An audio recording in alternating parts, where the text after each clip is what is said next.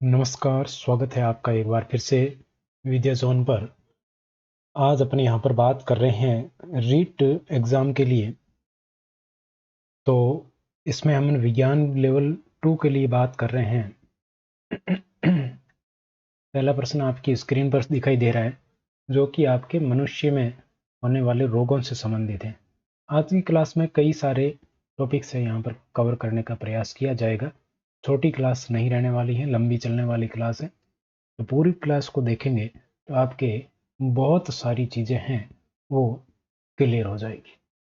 आज की क्लास में प्रयास रहेगा कि थोड़ी लंबी चला करके मैराथन के रूप में इस क्लास को लिया जाए, और आपके जो मानव तंत्र वाला टॉपिक है उसमें आपके पाचन तंत्र है और श्वसन तंत्र है, उत्सर्जन तंत्र है, जनन तंत्र है, तंत्रिका तंत्र है, सारे तंत्र है आज की इस क्लास में कंप्लीट कर ली जाए। लेकिन उससे पहले हम रोगों से संबंधित कुछ महत्वपूर्ण प्रश्नों की चर्चा करेंगे।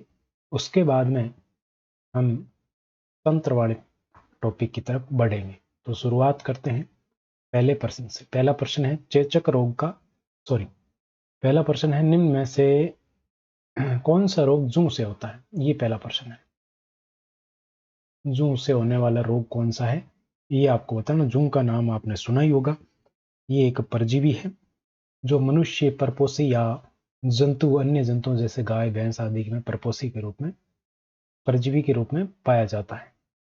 ये किस रूप में पाया जाता है? परजीवी के रूप में पाया जाता है। और जो इसको पोषण प्रदान करते हैं, जैसे पोषण प्रदान करने वाला जीव, पोषण प्रदान करने वाला जीव क्या कहलाता है? परपोषी कहलाता है। जूं तो क्या है? परजीवी। और जो पोषण प्रदान करता है वो परपोषी कहलाता है। तो इसके द्वारा आपके दो रोग होते हैं। कौन कौन से? ट्रेंच फीवर और लेप्सिन फीवर। ट्रेंच फीवर और लेप्सिन फीवर ये इसके द्वारा होने वाले रोग हैं। ल्यूकोरिया है, ये प्रोटोजोआ जनित रोग है। प्रोटोजोआ द्वारा होने वाला रोग है, ये ध्यान में रखना। तो ए और बी दोनों बिल्कुल, डी ऑप्शन आपका करेक्ट हो जाएगा। अगला प्रश्न आपके सामने है, निम्नलिखित में से कौन सा रोग लैंगिक संसर्ग रोग नहीं है? लैंगिक संसर्ग का मतलब है जो लैंगिक संपर्क के द्वारा नहीं फैलता है। तो लैंगिक संसर्ग वाले रोग कौन कौन से हैं? जैसे एड्स। लैंगिक संसर्ग रोग कौन कौन से? एड्स हो गया, जैसे आपने नाम सुना होगा मस्सा, मस्सा हो गया, हेपेटाइटिस हो गया। हेपेटाइटिस लैंगिक संसर्ग रोग है। तो इसके अलावा अगर बात करें तो आपके सिफिलिस है, जो कि ऑप्शन में दिया हुआ है। सिफिलिस, गोनोरिया, सुजाक रोग है, ल्यूकोमिया है। ये सारे के सारे क्या है? आपके लैंगिक संसर्ग रोग है। ट्रेकोमा क्या है? ये एक आपके जीवाणु जनित रोग है जिससे आंखें प्रभावित होती हैं। डी ऑप्शन आपका बिल्कुल करेक्ट हो जाएगा। ये लैंगिक संसर्ग रोग नहीं है, ट्रेकोमा। अगला प्रश्न देखो, चेचक रोग का रोग कारक है। चेचक रोग किसके द्वारा होता है ये आपको बताना है। चेचक, तो पहला ऑप्शन है वेरिशेला वायरस। क्या है? Varicella virus. वेरिसेला वायरस इसका रोग कारक है, तो ये है छोटी माता का।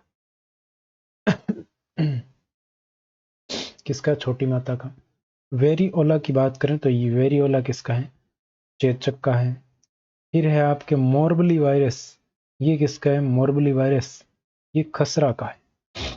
हर्पिस वायरस की बात करें तो ये आपके जननांग हर्पिस रोग का है। जननांग हर्पिस रोग का रोग कारक है। हर्पिस वायरस हर्पिस रोग का है। तो कौन सा आपका उत्तर हो जाएगा? वेरियोला वायरस चेचक रोग का है, वेरियोला। अगला देखो, टाइफाइड रोग की जांच हेतु कौन सा परीक्षण किया जाता है? टाइफाइड रोग की जांच के लिए किया जाने वाला परीक्षण है बायोप्सी। बायोप्सी किस में किया जाता है? ये कैंसर की जांच में किया जाता है। कैंसर की जांच के लिए बायोप्सी किया जाता है। मॉन्टेक्स परीक्षण या बलगम परीक्षण ये टीबी में किया जाता है। विडाल परीक्षण ये आपके टाइफाइड के लिए किया जाता है। विडाल परीक्षण किसके लिए किया जाता है? टाइफाइड के लिए किया जाता है। एलिशा टेस्ट है वो एड्स के लिए किया जाता है। तो आपका उत्तर कौन सा हो जाएगा? C option, Widal test. Widal test है टाइफाइड से संबंधित, याद रखना ऐसा प्रश्न पूछा जाता है, अच्छा प्रश्न है। अगला है, निम्न में से किस रोग को लॉक जॉक या धनुष टंकार कहा जाता है? किस रोग को लॉक जॉक या धनुष टंकार कहा जाता है? तो पहला है हेपेटाइटिस, टिटेनस, हेजा, प्लेग। तो बिल्कुल कौन से रोग को कहा जाता है? टिटेनस रोग को कहा जाता है, बी ऑप्शन हो जाएगा। और इसका रोग जनक कौन है? तो इसका रोग जनक है क्लोस्ट्रीडियम टिटेनी। कौन है? क्लोस्ट्रीडियम टिटेनी नामक रोग कारक होता है इसका, ये आपको ध्यान में रखना है। ये बैक्टीरिया है, क्लोस्ट्रीडियम टिटेनी क्या है? बैक्टीरिया है, ये भी आप ध्यान में रख सकते हैं। और इसके कारण आपके टिटेनस रोग होता है, जिसको धनुष टंकार या लॉक जॉक रोग भी कहते हैं। तो बी ऑप्शन आपका उत्तर हो जाएगा। अगला देखो, विलिसिन निम्न में से किस रोग की एक नवीनतम दवाई है? विलिसिन किसकी है? तपेदिक, कोड, हेजा, निमोनिया। तो ये विलिसिन आपके तपेदिक की है।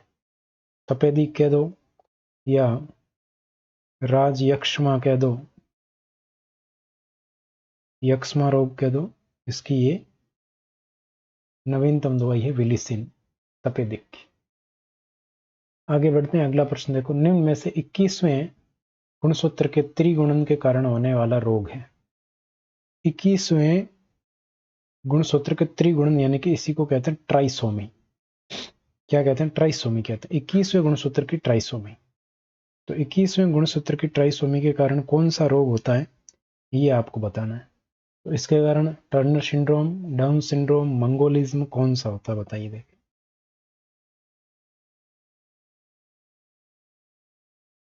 तो बिल्कुल यहाँ पर अगर बात करें तो यहाँ पर डाउन सिंड्रोम इसको कहते हैं। क्या कहते हैं? डाउन सिंड्रोम, या इसी को मंगोलिज्म कहते हैं। तो ब और स दोनों ही बिल्कुल सही है, बी और सी। डाउन सिंड्रोम या मंगोलिज्म इसको कहा जाता है, 21वें गुणसूत्र की ट्राइसोमी के कारण होता है। 21वें गुणसूत्र की ट्राइसोमी के कारण कौन सा होता है? आपके मंगोलिज्म या डाउन सिंड्रोम होता है। अगला प्रश्न देखो, लिशमेनिया डोनोवानी निम्न में से किस रोग का रोग कारक है? लिशमेनिया डोनोवानी कौन से रोग का रोग कारक है, ये बताना आपको। तो इस रोग के रोग कारक की अगर बात करें तो ये है आपके कालाजार रोग। कौन सा रोग होता है? कालाजार रोग होता है। और ये रोग किसके कारण फैलता है? ये प्रोटोजोआ से होता है। ये डोनोवान, लिशमेनिया डोनोवानी क्या है? प्रोटोजोआ है। और इसकी वाहक कौन है? तो इस रोग की वाहक है घरेलू, या अपन कह सकते हैं बालू मक्खी। कौन सी मक्खी है? बालू मक्खी इसकी वाहक है, ये आपको ध्यान में रखना है। तो सी ऑप्शन आपका बिल्कुल करेक्ट उत्तर हो जाएगा।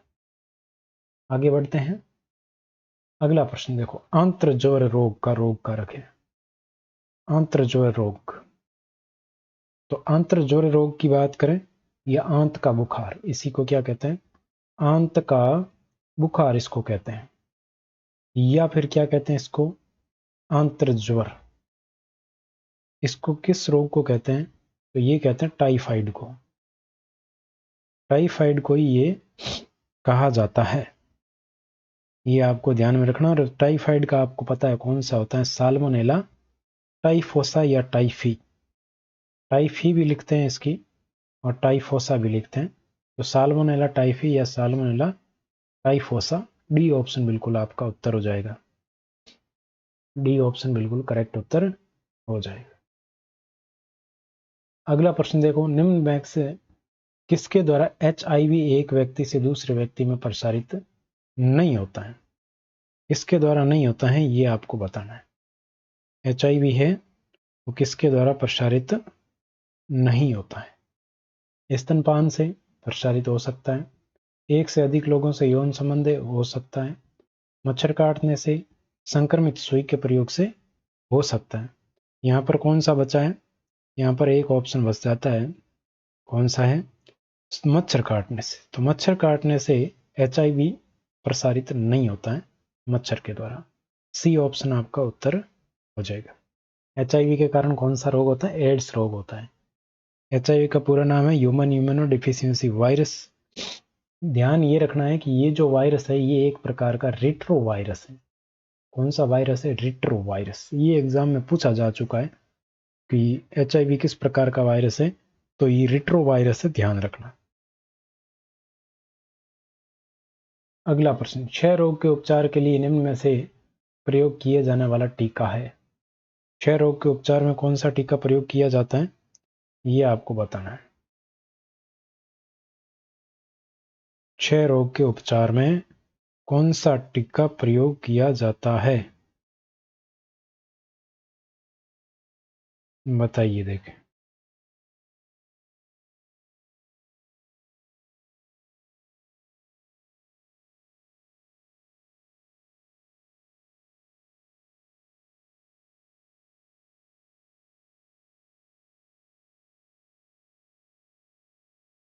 DPT, BCG, क्लोरोक्वीन कौन कौन सा आता है, बताओ।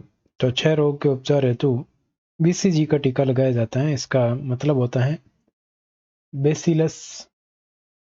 BCG का मतलब क्या होता है? बेसिलस कैलेमेट ग्यूरिन, ये इसका मतलब होता है। तो मतलब सत्य क्या करना, BCG का टीका क्षय रोग के उपचार में लगाया जाता है। अगला देखो, DPT का नामक वैक्सीन में टी से क्या तात्पर्य है। जो DPT का टीका लगाया जाता है, तो DPT की अगर बात करें तो इसमें 3 DPT है। डी का मतलब होता है डिप्थीरिया, डी का मतलब क्या होता है? डिप्थीरिया। पी का मतलब होता है पर्टुसिस, कौन सा रोग है? पर्टुसिस। और टी का मतलब होता है टिटेनस। तो ये आपको ध्यान में रखना, टी का मतलब क्या होता है? टिटेनस होता है। ए ऑप्शन बिल्कुल करेक्ट हो जाएगा। अगला प्रश्न देखो, निम्न में से पोलियो के टीके की खोज किसने की थी। पोलियो की वैक्सीन जो ओरल वैक्सीन है, इसकी खोज किसने की थी? तो यहां पर अगर बात करें, जोनास सोल्क के द्वारा ये विकसित की गई। पहला ऑप्शन बिल्कुल करेक्ट हो जाएगा। एडवर्ड जेनर की बात करें तो इन्होंने चेचक के टीके की खोज की थी। इसकी चेचक के टीके की। एलेक्जेंडर फ्लेमिंग की बात करें तो इन्होंने पेनिसिलिन नामक एंटीबायोटिक की खोज की थी। पेनिसिलिन, ये क्या है? एंटीबायोटिक। प्रथम बायो एंटीबायोटिक थी पेनिसिलिन, ये आपको ध्यान में रखना है। अगला है, माइकोबैक्टीरियम लेप्री निम्न में से किस रोग का रोग कारक है। माइकोबैक्टीरियम लेप्री किस रोग का रोग कारक है? तो क्षय रोग। तो क्षय रोग का रोग कारक कौन सा है? तो इसका तो होता है माइको बैक्टीरियम ट्यूबरकलोसिस। इसका क्या होता है? Mycobacterium tuberculosis. कुष्ठ रोग का, टिटेनस की अगर बात करें तो इसका होता है, अभी अपन बात करके आए पीछे, क्लोस्ट्रीडियम टिटेनी, क्लोस्ट्रीडियम टिटेनी। और हेजा की अगर बात करें तो इसका होता है विब्रियो कोलेरी। कुष्ठ रोग का होता है माइकोबैक्टीरियम लेप्रोसी, लेप्रिया। इस रोग को ही क्या कहते हैं? लेप्रोसी रोग कहते हैं। ठीक है, तो बी ऑप्शन आपका बिल्कुल करेक्ट उत्तर हो जाएगा। बी ऑप्शन क्या हो जाएगा? करेक्ट उत्तर। अगला देखो, विश्व स्वास्थ्य दिवस कब मनाया जाता है। विश्व स्वास्थ्य दिवस कब मनाया जाता है, ये आपको बताना है। बताओ देखें।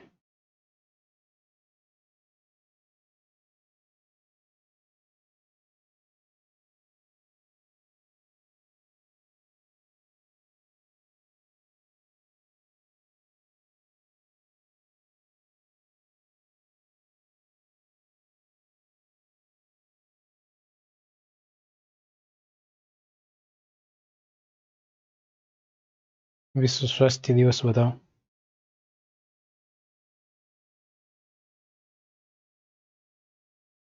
कब मनाया जाता है भाई विश्व स्वास्थ्य दिवस?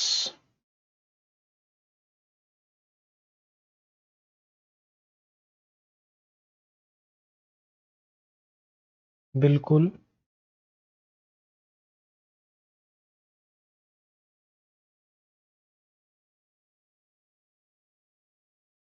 बताओ जल्दी से। तो विश्व स्वास्थ्य दिवस की अगर बात करें तो ये 7 अप्रैल को मनाया जाता है। कब मनाया जाता है? 7 को। यहाँ पर 17 लिखा है, ये गलत है। 7 अप्रैल आपका करेक्ट उत्तर हो जाएगा यहाँ पर। कितना? 7 अप्रैल। कब मनाया जाता है? 7 अप्रैल को मनाया जाता है। आगे बढ़ते हैं। अगला प्रश्न देखो, बैक्टीरिया के संक्रमण में किसका उपयोग लाभप्रद होता है? बैक्टीरिया के संक्रमण में किसका उपयोग लाभप्रद होता है, ये आपको बताना है। एंटीसेप्टिक, एंटीवायरल, एंटीबायोटिक, किसका उपयोग करना चाहिए बैक्टीरिया के संक्रमण में? बताओ देखें।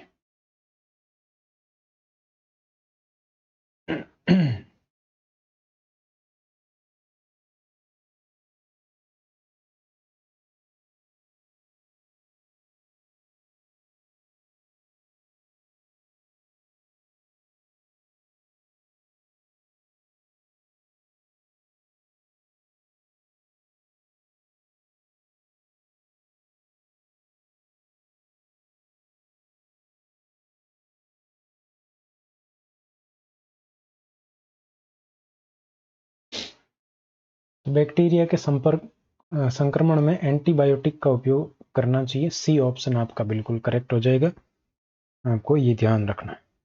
आगे बढ़ते हैं। अगला है, निद्रालु व्याधि कारक है। निद्रालु व्याधि का कारक कौन सा है, ये आपको बताना है। निद्रालु व्याधि जो बीमारी होती है उसका रोग कारक कौन सा है, ये आप फटाफट से बताइए जल्दी से।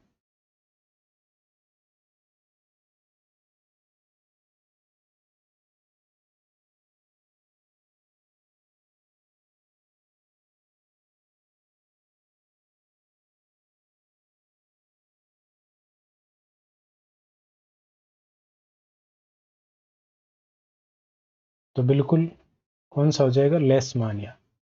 कौन सा हो जाएगा? लेशमानिया बिल्कुल करेक्ट उत्तर हो जाएगा आपका। आगे बढ़ते हैं। अगला है, निम्न में से कौन सा तंत्र रोगाणुओं से लड़ने का कार्य करता है? कौन सा तंत्र है जो रोगाणुओं से लड़ने का काम करता है? तो ये आपका होता है प्रतिरक्षा तंत्र। कौन सा होता है? प्रतिरक्षा तंत्र। आगे बढ़ते हैं। एंटीबायोटिक पेनिसिलिन का कार्य है। ये बैक्टीरिया की वृद्धि में सहायक है? बिल्कुल नहीं है। बैक्टीरिया तो भोजन उपलब्ध कराती हैं? बिल्कुल नहीं। बैक्टीरिया के डीएनए गुणनखंड में आवश्यक हैं? बिल्कुल नहीं। बैक्टीरिया की कोशिका भित्ति को नष्ट करती हैं? बिल्कुल सही। डी ऑप्शन बिल्कुल आपका करेक्ट उत्तर होगा। आगे बढ़ते हैं। अगला है, बैक्टीरिया हेलिकोबैक्टर पाइलोरी किस रोग का कारक है? हेलिकोबैक्टर पाइलोरी है, ये बैक्टीरिया किस रोग का कारक है, ये आपको बताना है। तो बताइए देखें जल्दी से, फटाफट से बता दीजिए ये किस रोग का रोग कारक है। फिर आगे बढ़ते हैं।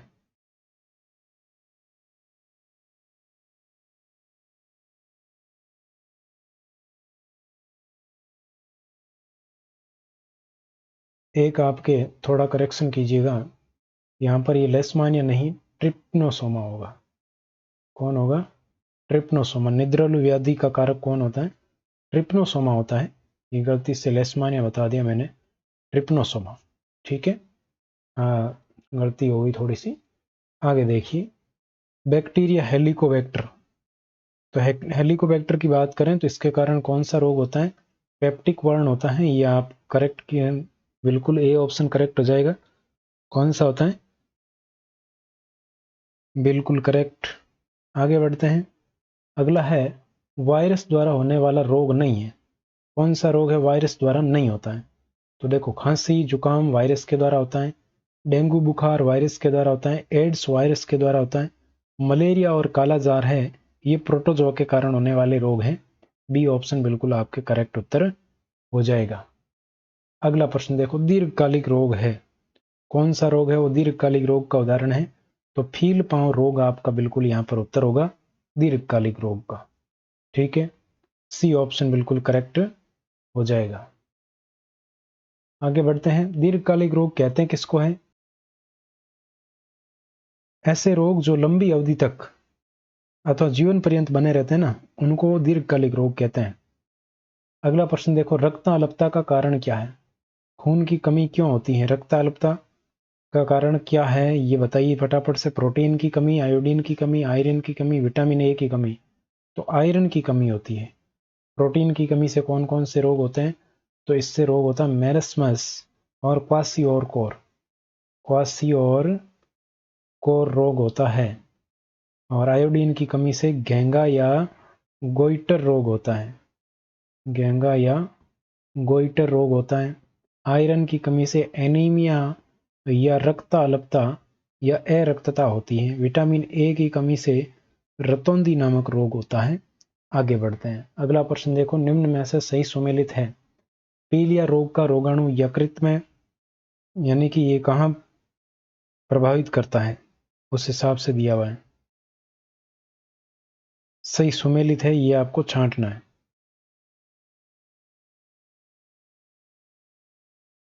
तो पीली रोग का रोगाणु है वो यकृत को प्रभावित करता है। टाइफाइड का रोगाणु आमाशय को प्रभावित करता है। क्षय रोग का रोगाणु फेफड़ों को प्रभावित करता है। बिल्कुल सही है, सभी उपयुक्त सभी आपका बिल्कुल करेक्ट हो जाएगा। कौन कहाँ पर प्रभावित करता है?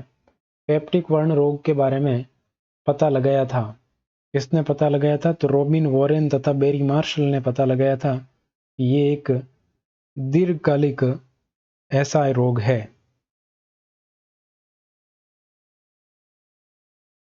तो ए ऑप्शन आपका बिल्कुल करेक्ट उत्तर हो जाएगा। अगला देखो, मुहासे का कारक जीवाणु है, जो मुंह के ऊपर मुहासे होते हैं उसका कारक कौन सा है? तो उसका कारक है स्ट्रेफाइलोकोकाई। कौन सा है? स्ट्रेफाइलोकोकाई।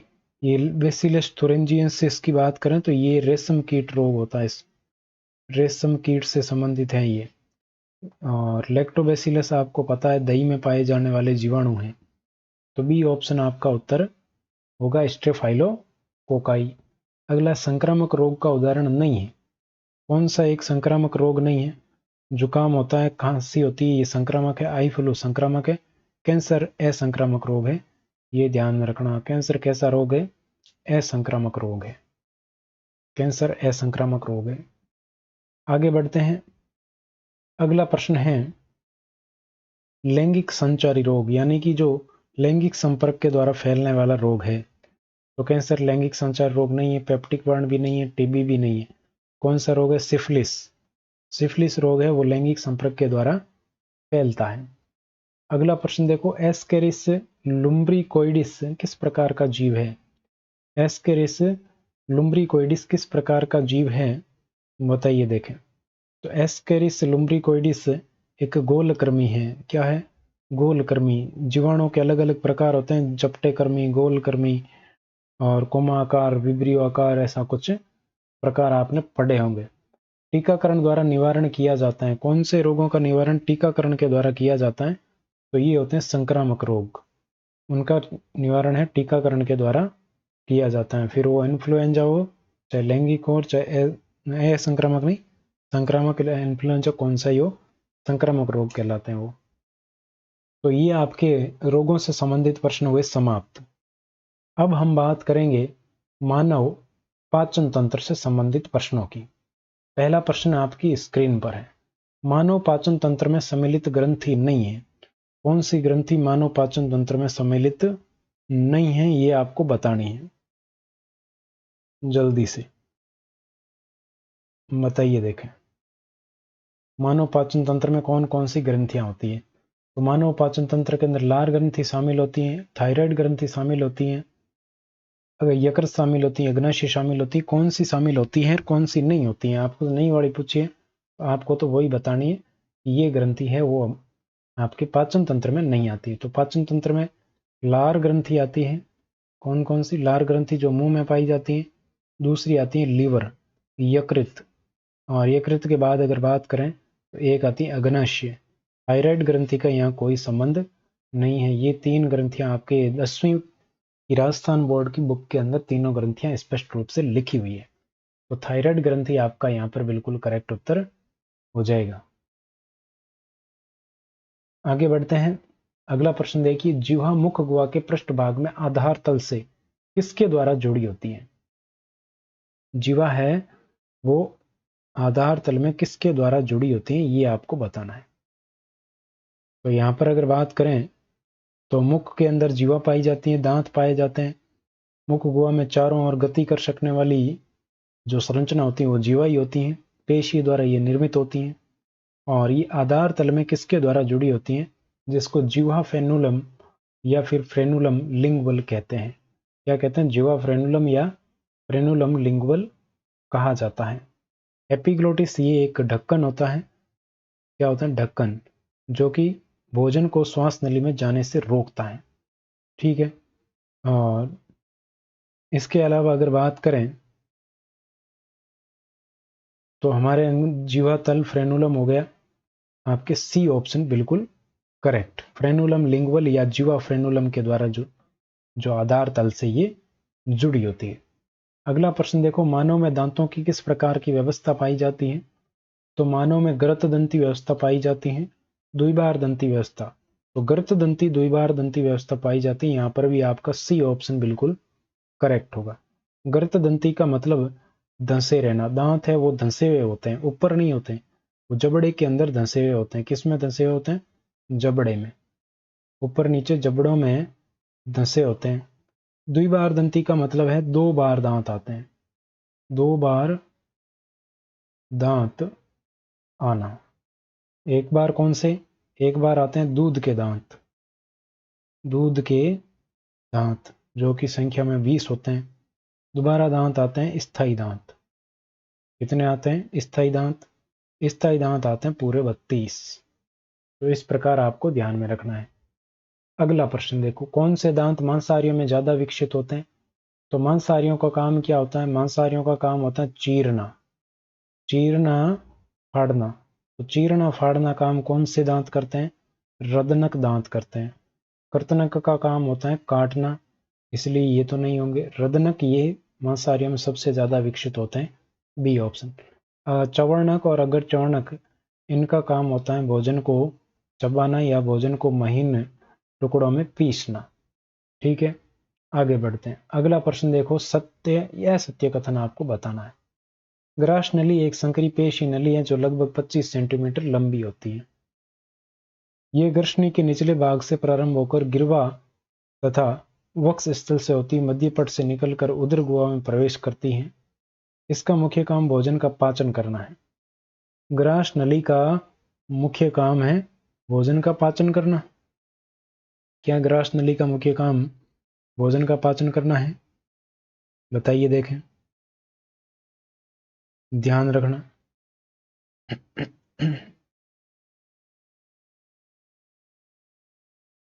फिर है, ग्रास नली में कुछ श्लेष्म ग्रंथियां पाई जाती हैं जो अपने स्राव से भोजन को लसदार बनाती हैं। ये बात बिल्कुल ठीक है। यहाँ पर जो सी ऑप्शन लिखा ना, इसका मुख्य काम भोजन का पाचन करना, तो पाचन नहीं करती हैं ये, भोजन को क्या करती हैं? मुख गुहा से आमाशय तक पहुंचाती हैं। मुख गुहा से आमाशय में पहुंचाना। मुख गुहा से आमाशय में पहुंचाने का काम कौन करती है?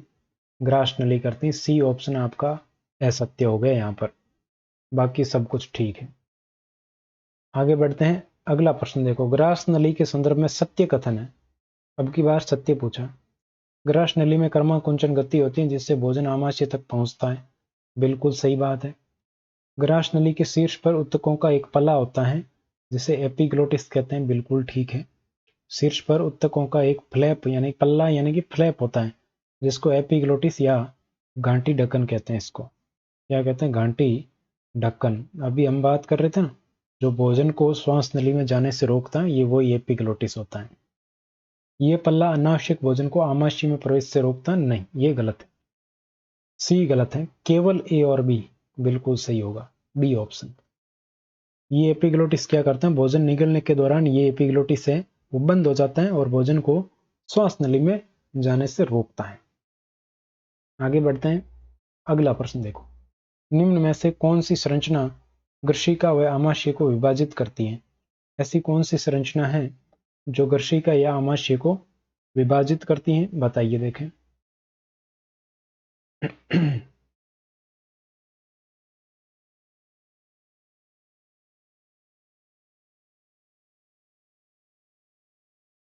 तो पहला है ग्रास नली का अवरोधनी, और दूसरा है जठर निर्गमी अवरोधनी, तीसरा है फंडिस, और इनमें से कोई नहीं। तो यहां पर अगर बात करें तो आमाशय के 3 भाग होते हैं। आमाशय के कितने भाग बताए गए हैं? 3 भाग बताए गए हैं। पहला है जठर आगम भाग। कौन सा भाग है? जठर आगम भाग, या इसी को कहते हैं कार्डियक भाग। ठीक है। दूसरा है जठर निर्गम भाग, जठर निर्गम भाग। फिर तीसरा है फंडिस भाग। फंडिस भाग है, ये दोनों के बीच में पाए जाते हैं। जठर ये गर्शिका से जुड़ता है। यहां इससे पहले कौन जुड़ती? ये गर्शिका के साथ जुड़ता है। और जठर निर्गम है, एक इसके साथ जुड़ता है, छोटी आंत के साथ जुड़ता है। तो यहां पर आमाशय और गर्शिका के बीच में कौन सा पाया जाता है? ग्रास नलिका अवरोधनी। ये आमाशय और ग्रशिका को विभाजित करती है और आमाशय से अम्लीय भोजन को ग्रसनी में जाने से रोकती है। ग्रास नली अवरोधनी, पहला ऑप्शन बिल्कुल करेक्ट हो जाएगा। यानी कि कौन सी ऐसी संरचना है जो आमाशय में जो भोजन आ गया है उसको वापस ग्रशिका में जाने से रोकती है? तो वो यही है, ग्रास नलिका अवरोधनी। ठीक है, ये ध्यान में रखना आपको। आगे बढ़ते हैं, अगला प्रश्न देखो, आहार नाल के किस अंग द्वारा भोजन का सर्वाधिक पाचन व अवशोषण किया जाता है? आहार नाल के किस भाग के द्वारा भोजन का सर्वाधिक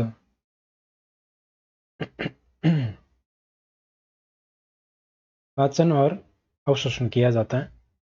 तो बताइए देखें, भोजन का सर्वाधिक पाचन और अवशोषण किसके द्वारा किया जाता है? तो 7 मीटर लंबी एक संरचना होती है जिसको कहते हैं छोटी आंत। तो सी ऑप्शन बिल्कुल करेक्ट हो जाएगा। छोटी आंत को भी आगे 3 भागों में बांटा गया है। आगे बात करते हैं इसके बारे में। निम्न में से कौन सा सुमेलित है? गृहिणी, ये छोटी आंत के तीनों भाग दे रखे हैं, गृहिणी, और अगर शुद्रांत्र, शुद्रांत्र। गृहिणी को ही कहते हैं ड्यूडेनम, इंग्लिश में याद रखें, अच्छा रहेगा। इसको ऐसे याद रखें, DJI, डी फॉर ड्यूडेनम, जहां पर भोजन का रासायनिक पाचन होता है एंजाइमों के द्वारा। ये आमाशय से जुड़ा होता है, ये भाग है वो आमाशय से जुड़ा होता है। फिर आता है शुद्रांतर या जेजुनम, ये बीच का भाग होता है, मध्य भाग होता है। यहाँ पर पचित आहार का अवशोषण होता है, पचित भोजन का अवशोषण होता है, ये आपको ध्यान में रखना है। यहाँ पर विशेष प्रकार की कोशिकाएं पाई जाती हैं जिनको अंतर कोशिकाएं कहते हैं, जो पाचन करती, अवशोषण करती है।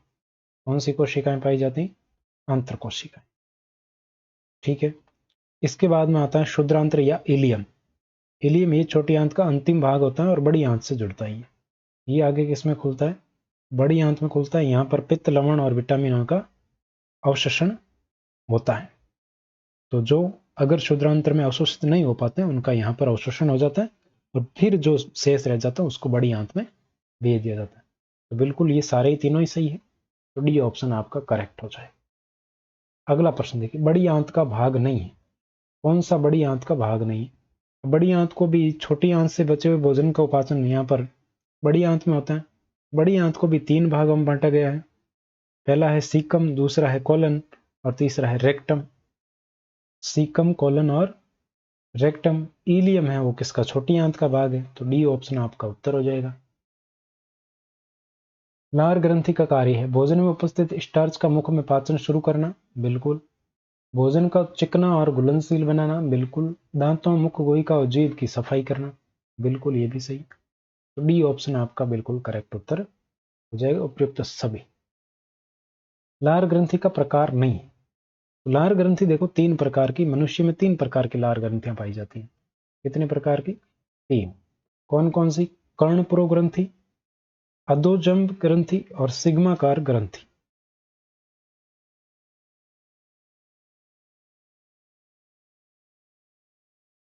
और अधोजिह्वा ग्रंथि, ये सिग्माकार ग्रंथि है ना, ये इसका प्रकार नहीं।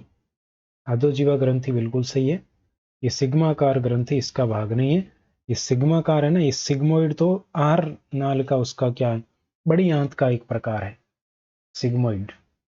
सिग्मोइड कोलन होता है ना, बड़ी आंत का एक भाग होता है, बृहदांत्र या कोलन जिसको कहते हैं, जो यू आकार की होती है, उसको 4 भागों में बांटा जाता है, आरोही, अवरोही, अनुप्रस्थ और सिग्मोइड। तो ये उसके सिग्माकार वहां से नाम लिया गया। तो ये 3 प्रकार की ग्रंथियां। तो तीनों प्रकार की अगर बात करें तो एक तो होगी आपके कर्णपूर्व, एक दूसरी हो गई अधो जंभ और तीसरी हो गई अधोजिह्वा। अब इनके काम क्या है देखते हैं। ये सिर में तरल का स्राव करती है। ये कहाँ कर्णपूर्व है, ये कहाँ पाई जाती है, गालों में पाई जाती है। यही पूछा जाता है, कर्णपूर्व ग्रंथि कहाँ पाई जाती है, गालों में पाई जाती है। और अधोजम की बात करें तो ये कैसी ग्रंथि है, तो ये मिश्रित लार ग्रंथि है, जिससे तरल और श्लेष्मिक स्राव होता है। और अधोजिह्वा ग्रंथि है, ये जीवा के नीचे पाई जाती है। ये कहाँ पाई जाती है, जीवा के नीचे पाई जाती है। बस इतना ही ध्यान में रखना। 3 प्रकार की लार ग्रंथियां होती है। ठीक है, आगे बढ़ते हैं। अग्नाशी ग्रंथि बहिस्रावी के रूप में किसका स्त्रवण करती है। अग्नाशी, अग्नाशी आपको पता है एक मिश्रित ग्रंथि है। अग्नाशी कैसी है, मिश्रित ग्रंथि। ठीक है, मिश्रित ग्रंथि है मतलब एक तो इसका अंतःस्त्राव होगा, अंतःस्त्रावी, और दूसरी क्या होगी, बहिस्त्रावी। तो अंतःस्त्रावी के रूप में ये किसका निष्कर्षण करती है, तो अंतःस्त्रावी के रूप में ये इंसुलिन का स्त्रवण करती है। इसका, इंसुलिन का और ग्लूकागॉन का। इंसुलिन और ग्लूकागॉन का स्त्रवण करती है। बहिस्त्रावी के रूप में अग्नाशी रस का स्त्रवण करती है, अग्नाशी रस। ठीक है, ये आपको ध्यान में रखना है। अग्नाशी रस बहिस्त्रावी के रूप में और अंतःस्त्रावी के रूप में इंसुलिन। हो सकता कहीं ये भी देखने को मिल जाए कि अंतःस्त्रावी के रूप में इंसुलिन का स्त्रवण करती, तो उसमें कोई घबराने वाली बात नहीं।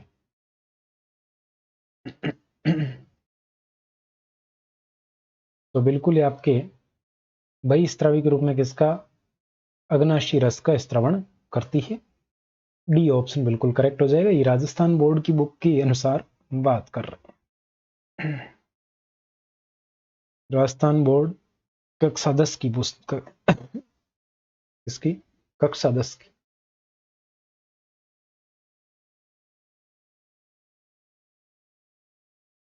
आगे बढ़ते हैं।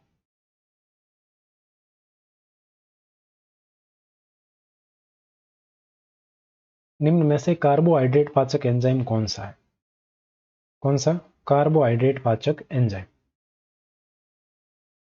आपको बताना है कार्बोहाइड्रेट पाचक एंजाइम कौन सा है। तो यहाँ पर कई प्रकार के पाचन होते हैं। तो यहाँ पर अगर बात करें तो किसका कार्बोहाइड्रेट पाचक कौन सा है, तो एमाइलेज, माल्टेज, सुक्रेज, ये तीनों के तीनों कौन से हैं, कार्बोहाइड्रेट पाचक एंजाइम है। सभी बिल्कुल करेक्ट उत्तर हो जाएगा। अगला है, निम्न में से लाइपेज एंजाइम किसका पाचन करता है। लाइपेज एंजाइम है वो किसका पाचन करता है, तो वो वसा का पाचन करता है। किसका, वसा का। आगे बढ़ते हैं। मुख में लार मिला हुआ भोजन तथा चबाया हुआ भोजन क्या कहलाता है, निवाला, ग्रास, बोलस, केलस। तो ये बोलस कहलाता है। मुख में जब भोजन को पचा लिया जाता है, मतलब चबा लिया जाता है और उसमें लार मिल जाती है अच्छी तरह से, तो फिर उस भोजन का जो रूप बनता है उसको बोलस कहा जाता है। ये आपको याद रखना है। और ये भोजन बोलस के रूप में ही आगे फिर कर्मा कुंचन गति के द्वारा ग्रसनी से ग्रसिका से होता हुआ आमाशय में पहुंचता है। अगला प्रश्न देखो, आमाशय में पाए जाने वाले स्राव कौन कौन से। आमाशय में कौन कौन से स्राव पाए जाते हैं। आमाशय में 3 प्रकार के स्राव पाए जाते हैं। म्यूकस पाया जाता है, प्रो एंजाइम पेप्सिनोजन पाया जाता है और हाइड्रोक्लोरिक अम्ल पाया जाता है। ये तीनों ही यहाँ पर पाए जाते हैं। डी ऑप्शन बिल्कुल करेक्ट हो जाएगा। आमाशय में ये पाए जाते हैं तीनों के। अगला प्रश्न है, शिशुओं में पेप्सिन के साथ जठर रस में कौन सा एंजाइम पाया जाता है जो दुग्ध प्रोटीन के पाचन में सहायता करता है? तो कौन सा एंजाइम पाया जाता है? तो शिशुओं के अंदर पेप्सिन के साथ जठर रस के अंदर किसमें पाया जाता है? जठर रस में। किसके साथ? पेप्सिन के साथ। कौन सा एंजाइम पाया जाता है? रेनिन पाया जाता है। ए ऑप्शन बिल्कुल करेक्ट हो जाएगा। ये दुग्ध प्रोटीन के पाचन में मदद करता है। अगला है, निम्न में से कौन सी कोशिकाएं हाइड्रोक्लोरिक अम्ल का स्रावण करती हैं? कौन सी कोशिकाएं हैं जो हाइड्रोक्लोरिक अम्ल का स्रावण करती हैं? तो ये है ऑक्सिनटिक कोशिकाएं। कौन सी है? ऑक्सिनटिक कोशिकाएं। बी ऑप्शन आपका बिल्कुल करेक्ट उत्तर हो जाएगा। अगला प्रश्न देखिए, आमाशय में जठर रस से मिश्रित भोजन को क्या कहते हैं? अभी हमने बोलस की बात की थी, जो कि कहाँ बनता है? मुख में बन जाता है। ठीक है। और आमाशय में अब पहुंच गया है तो वहां पर कुछ पाचन होगा, भोजन का रूप और बदलेगा। तो वो बदला हुआ रूप क्या कहलाता है? काइम कहलाता है। क्या कहलाता है? काइम का निर्माण होता है। पेशी संकोचन के द्वारा जठर रस से मिश्रित हो जाने के बाद में इस भोजन के रूप को काइम कहा जाता है। अगला प्रश्न देखो, निम्न में से असत्य कथन की पहचान कीजिए। आमाशय के बाद भोजन छोटी आंत में पहुंचता है। भोजन का सर्वाधिक पाचन क्रिया गृहिणी में संपन्न होती है। पित्त वसा का पायशीकरण करता है। इनमें से कोई नहीं। पित्त वसा का क्या करता है? इमल्सिफिकेशन यानी कि पायसीकरण करता है और इससे वसा का पाचन होता है। पित्त वसा के पाचन में सहायक है, आपको पता है। और सर्वाधिक पाचन है वो गृहिणी में होता है। छोटी आंत के सबसे पहला भाग गृहिणी, ड्यूडेनम।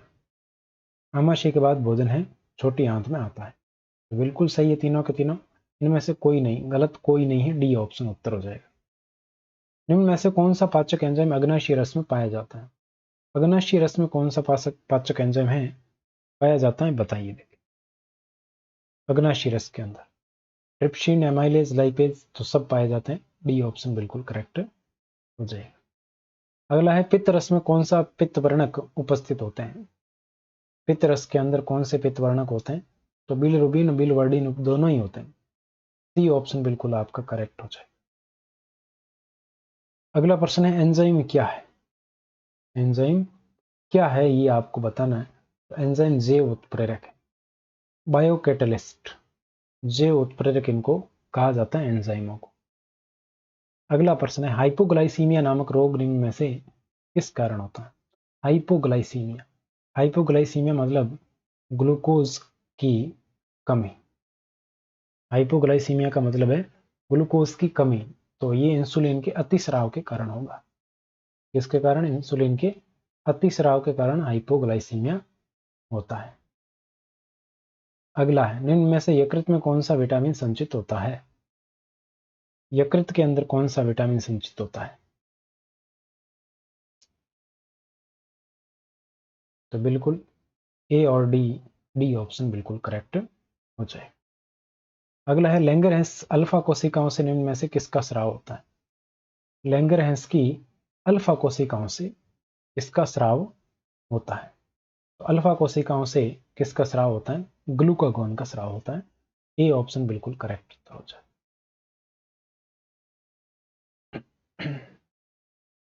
बीटा सेल से इंसुलिन का स्राव होता है और अल्फा से ग्लूकागॉन का होता है। अगला है, शल्य चिकित्सा द्वारा पित्ताशय को हटा देना क्या कहलाता है? शल्य चिकित्सा के द्वारा पित्ताशय को हटा देना क्या कहलाता है, ये आपको बताना है। बताइए। देखें,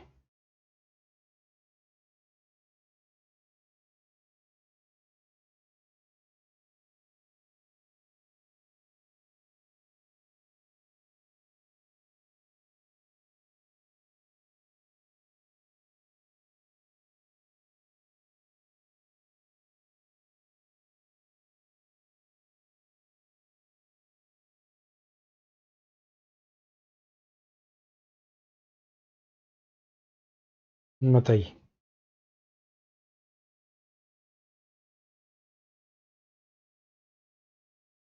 शल्य चिकित्सा के द्वारा हटाना क्या कहलाता है?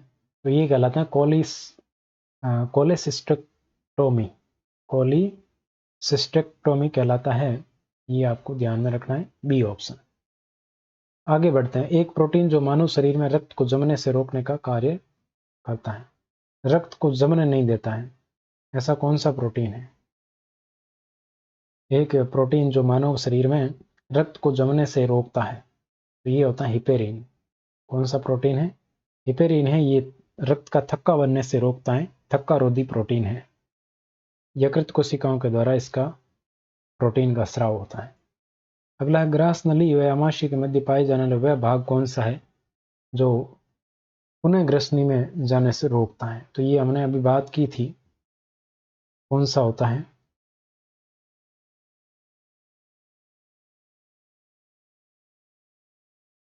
तो इसको कहते हैं वोल्व स्पिंक्टर। क्या कहते हैं? Valve sphincter. वहां पर लिखा था जो आपके जठरागम वाला भाग था, उसके बारे में लिखा था, अवरोध नहीं, कार्डियक अवरोध नहीं। आगे बढ़ते हैं। तो ये था आपके मानव पाचन तंत्र से संबंधित प्रश्न। पहले हमने बात की रोगों से संबंधित कुछ प्रश्नों की। लगभग हर टॉपिक से 30 प्रश्न है, लगभग, क्या 30 तो है ही है, इसमें तो कोई कमी नहीं। तो ये हमने अभी तक 60 प्रश्नों की चर्चा की है। अब हम बात करते हैं मानव श्वसन तंत्र से संबंधित प्रश्नों की। ठीक है, आज की क्लास थोड़ी लंबी चलने वाली है। श्वसन तंत्र से संबंधित प्रश्नों की चर्चा कर लेते हैं, फिर उसके बाद में आगे बढ़ते हैं। फेफड़ों में ऑक्सीजन और कार्बन डाइऑक्साइड गैसों का विनिमय निम्न में से किसके कारण होता है? फेफड़ों में आपके जो ये कार्बन डाइऑक्साइड है और ऑक्सीजन है, इसका विनिमय किसके कारण होता है, ये आपको बताना है। तो ये विनिमय होता है उनके दाब में अंतर के कारण। ऑक्सीजन और कार्बन डाइऑक्साइड के दाब में अंतर के कारण यह विनिमय होता है। बी ऑप्शन बिल्कुल करेक्ट हो जाएगा। आगे बढ़ते हैं।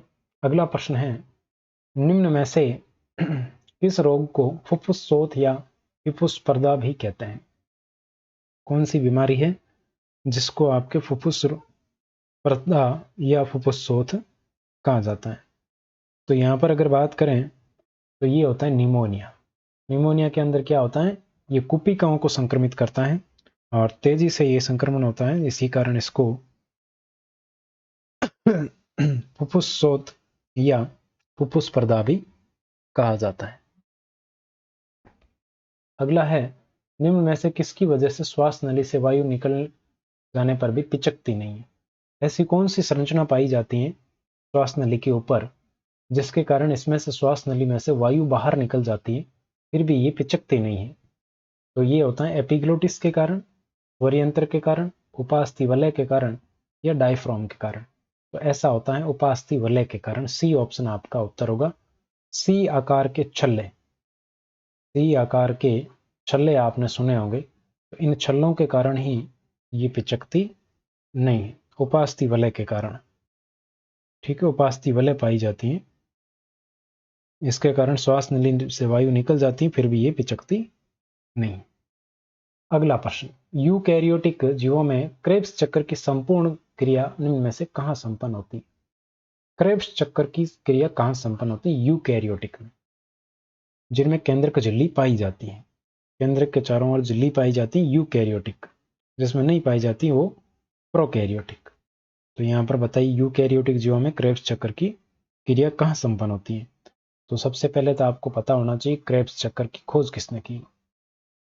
क्रेब्स चक्र, क्रेब्स चक्र की खोज की थी हेंस क्रेब्स के द्वारा। किसके द्वारा? हेंस ए क्रेब्स के द्वारा की गई। कब की गई? 1937 ईस्वी में की गई। और क्रेब्स चक्र की जो संपूर्ण क्रिया है यूकैरियोटिक जीवों में कहाँ होती है? माइटोकॉन्ड्रिया में होती है। कहाँ होती है? माइटोकॉन्ड्रिया में। अगर आपसे प्रोकैरियोटिक पूछ ले तो वहां पर कोशिका कला में होती है। किसमें होती है? कोशिका कला। कोशिका कला में किसमें होती है? प्रोकैरियोटिक।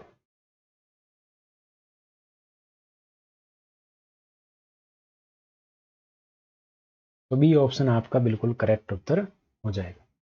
अगला प्रश्न है, अनोक्सिक श्वसन की संपूर्ण प्रक्रिया निम्न में से कहां संपन्न होती है? अनोक्सिक श्वसन, तो श्वसन से संबंधित प्रश्न ऐसे ही बनेंगे आपके। क्रेफ्ट चक्कर हो गया, अनोक्सिक श्वसन हो गया, ये महत्वपूर्ण चीजें हैं। अनोक्सिक श्वसन की संपूर्ण प्रक्रिया कहां पर संपन्न होती है? तो ये कोशिका द्रव्य के अंदर संपन्न होती है। ए ऑप्शन बिल्कुल करेक्ट हो जाएगा। ठीक है, आगे बढ़ते हैं। अगला है, ऑक्सीय श्वसन में ग्लूकोज के एक अणु कितनी ऊर्जा मुक्त करते हैं? एक अणु, तो ग्लूकोज का एक अणु 686 कैलोरी ऊर्जा मुक्त करता है ऑक्सीय श्वसन। ऑक्सीय श्वसन में ग्लूकोज से पूर्ण ऑक्सीकरण के कारण कार्बन डाइऑक्साइड और जल का निर्माण होता है, और ऑक्सीजन में ग्लूकोज के 1 ग्राम अणु से एटीपी के 38 अणु बनते हैं। यहाँ पर एटीपी के कितने अणु बनते हैं? ऑक्सीय श्वसन में 38 अणु बनते हैं। एटीपी के 38 अणु बनते हैं, और ये श्वसन का पहला चरण है कोशिका द्रव्य में, जबकि दूसरा चरण है माइटोकॉन्ड्रिया में संपन्न होता है। तो हम बात करते हैं प्रथम चरण की। तो प्रथम चरण आपका कहाँ संपन्न होता है? कोशिका द्रव्य में संपन्न होता है, जबकि सेकंड चरण है वो कहाँ संपन्न होता है? माइटोकॉन्ड्रिया में। माइटोकॉन्ड्रिया, ठीक है, ये ध्यान रखना है। आगे बढ़ते हैं। अगला है, मानव शरीर में CO2 का परिवहन निम्न में से किस माध्यम से होता है? CO2 का परिवहन किस माध्यम से होता है, ये आपको बताना है। तो मानव शरीर में CO2 के परिवहन की बात करें तो ये प्लाज्मा में घुलित अवस्था में होता है। हीमोग्लोबिन के साथ मिलकर कार्बोक्सी हीमोग्लोबिन बनता है, और इसके अलावा बाइकार्बोनेट्स के रूप में भी होता है। तो ये CO2 का परिवहन इन सभी माध्यमों से होता है। उपयुक्त सभी आपका बिल्कुल करेक्ट उत्तर हो जाएगा, डी ऑप्शन। अगला प्रश्न देखिए, हीमोग्लोबिन का रंग कैसा होता है? हीमोग्लोबिन का रंग कैसा होता है? चटकदार लाल, हरा, पीला, बैंगनी। हीमोग्लोबिन का रंग कैसा होता है? तो यहां पर आपको ध्यान में रखना है, हीमोग्लोबिन क्या है, पहले तो ये समझो हीमोग्लोबिन है क्या। हीमोग्लोबिन एक वर्णक है जिसको हम श्वसन वर्णक भी कहते हैं, श्वसन वर्णक। इसी के साथ अगर बात करें तो ये रंग की इसकी बात कर लेते हैं। रंग होता है बैंगनी, इसका रंग कैसा होता है? बैंगनी होता है। और जब ये ऑक्सीजन के साथ मिल जाता है तो ये बना लेता है ऑक्सी हीमोग्लोबिन। क्या बना लेता है? Oxy haemoglobin. और ऑक्सी हीमोग्लोबिन का रंग कैसा होता है? चटक लाल होता है, यानी कि चमकीला, थोड़ा लाल होता है ऑक्सी हीमोग्लोबिन। हीमोग्लोबिन को HB से लिखते हैं, और ये ऑक्सीजन के साथ मिलता है तो बना लेता है HbO2, और ये एक अस्थायी यौगिक होता है। फिर ये कार्बन डाइऑक्साइड के साथ भी जुड़ जाता है। तो यहाँ पर बैंगनी रंग होता है हीमोग्लोबिन का, ये आपको ध्यान में रखना है।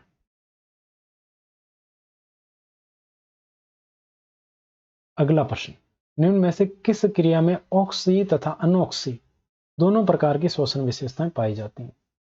कौन सी ऐसी प्रक्रिया है जिसमें ऑक्सी श्वसन भी होता है और अनऑक्सी श्वसन भी होता है? ऑक्सी और अनऑक्सी श्वसन दोनों प्रकार के होते हैं।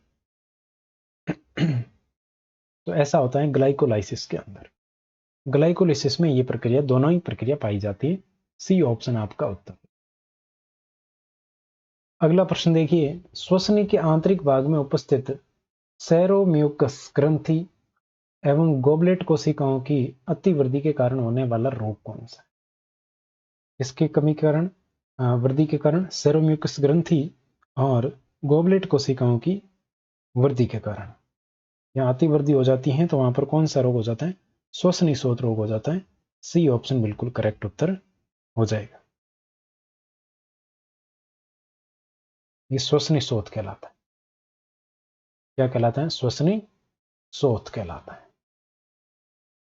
अगला प्रश्न देखो, श्वसन गुणांक का सूत्र है। बहुत अच्छा प्रश्न है। श्वसन गुणांक, श्वसन गुणांक क्या होता है और ये किसके द्वारा मापा जाता है? तो एक यंत्र आता है ज्ञानांग श्वसन मापी, ज्ञानांग श्वसन मापी, इस गलनांक श्वसन मापी के द्वारा यह श्वसन गुणांक मापा जाता है। ठीक है, इसमें निष्कासित ऑक्सीजन का आयतन और प्रयुक्त ऑक्सीजन का आयतन, निष्कासित ऑक्सीजन का आयतन और प्रयुक्त ऑक्सीजन, निष्कासित CO2 का आयतन और प्रयुक्त O2 का आयतन का अनुपात ही क्या कहलाता है? शोषण गुणांक कहलाता है। ए ऑप्शन आपका बिल्कुल करेक्ट हो जाएगा। निष्कासित CO2 और प्रयुक्त O2 का आयतन, यानी कि काम में ली गई O2 और बाहर निकाली गई CO2 का आयतन है, उसका अनुपात क्या कहलाता है? शोषण गुणांक कहलाता है। याद रखना, अच्छा प्रश्न। इसके द्वारा गलनांक श्वसन मापी के द्वारा मापा जाता है। अगला प्रश्न, निम्न में से किसे EMP पाथवे कहा जाता है? EMP पाथवे किसको कहा जाता है?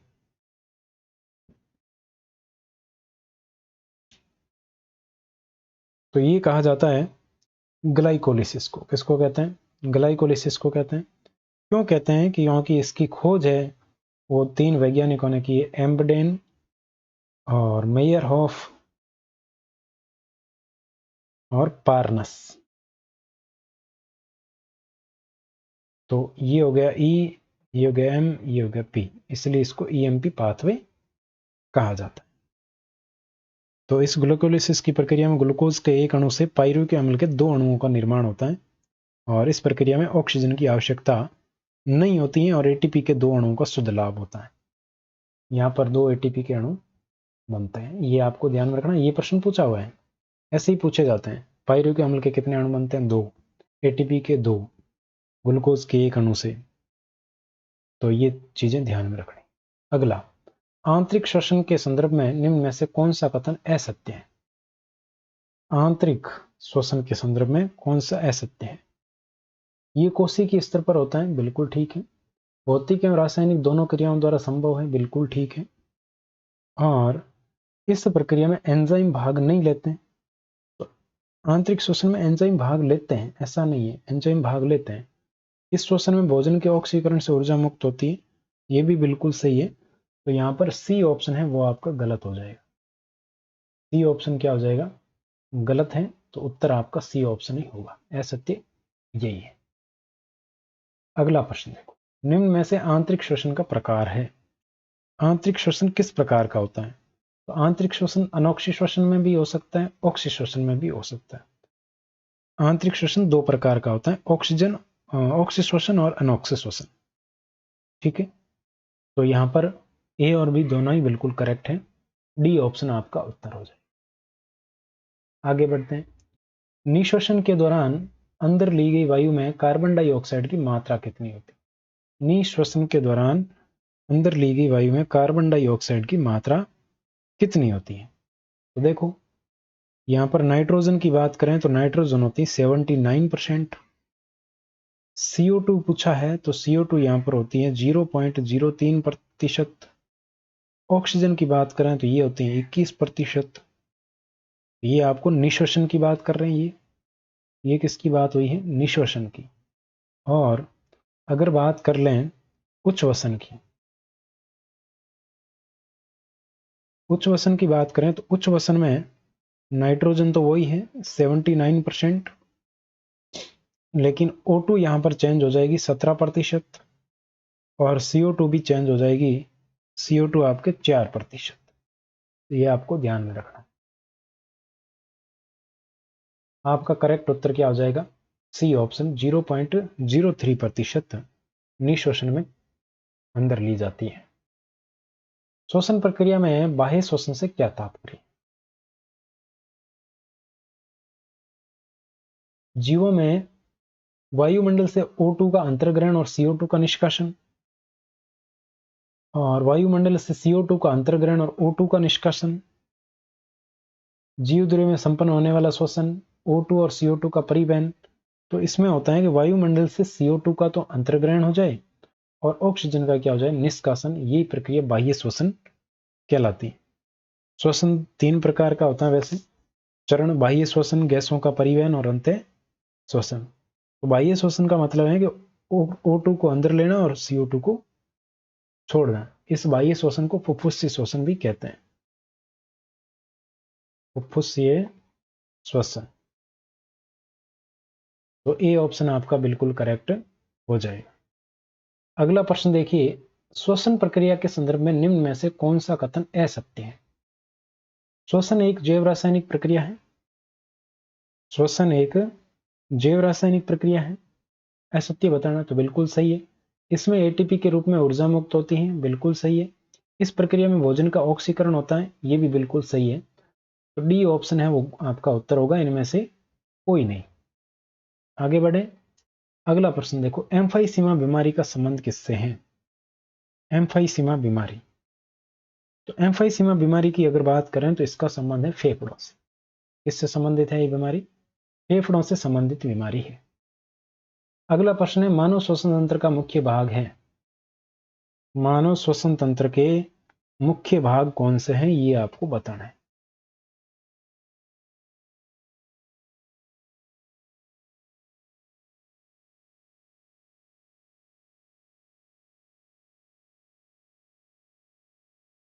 तो मानव श्वसन तंत्र को 3 भागों में बांटा गया है।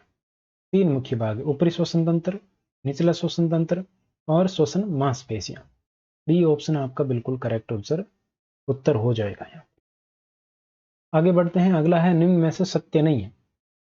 ऊपरी श्वसन तंत्र में नासिका, मुखग्रसनी और लेरिंग्स सम्मिलित हैं, बिल्कुल ठीक है। नासिका द्वितीयक श्वसन अंग है, जो कि एक हड्डी व झिल्ली द्वारा 2 भागों में विभक्त होता है। तो नासिका द्वितीयक नहीं है, नासिका कैसा है? प्राथमिक है। नासिका प्राथमिक श्वसन अंग है। कैसा है? प्राथमिक श्वसन अंग। द्वितीयक श्वसन अंग कौन है? मुख है।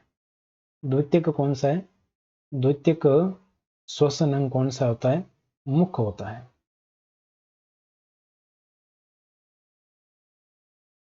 तो नासिका गुहा में पाए जाने वाले महीन बाल, पतली झिल्ली में होने वाले रक्त प्रवाह झाड़ूनुमा पक्षमाप तथा श्लेष्म आपसी सहयोग से श्वास वायु को शुद्ध करते हैं, बिल्कुल। मुख से ली गई श्वास वायु व नासिका से ली गई श्वास वायु की भांति शुद्ध नहीं होती, बिल्कुल। बाकी सारी चीजें सही है। यहां पर आपके बी ऑप्शन में ये थोड़ा सा करेक्शन है कि नासिका है वो प्राथमिक श्वसन अंग है, जबकि मुख द्वितीयक श्वसन अंग है। ठीक है, आगे बढ़ते हैं। अगला है, ग्रसनी के भाग है। ग्रसनी, ग्रसनी के भाग कौन कौन से, ये आप बताइए।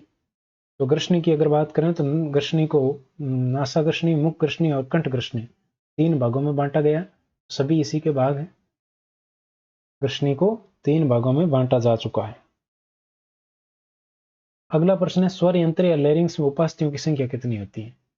स्वर यंत्र या लेरिंग्स के अंदर कितनी उपास्थियां होती हैं, कितनी उपास्थियों से मिलकर ये बना होता है? तो ये कंठ ग्रसनी और श्वास नली को जोड़ने वाली एक संरचना होती है।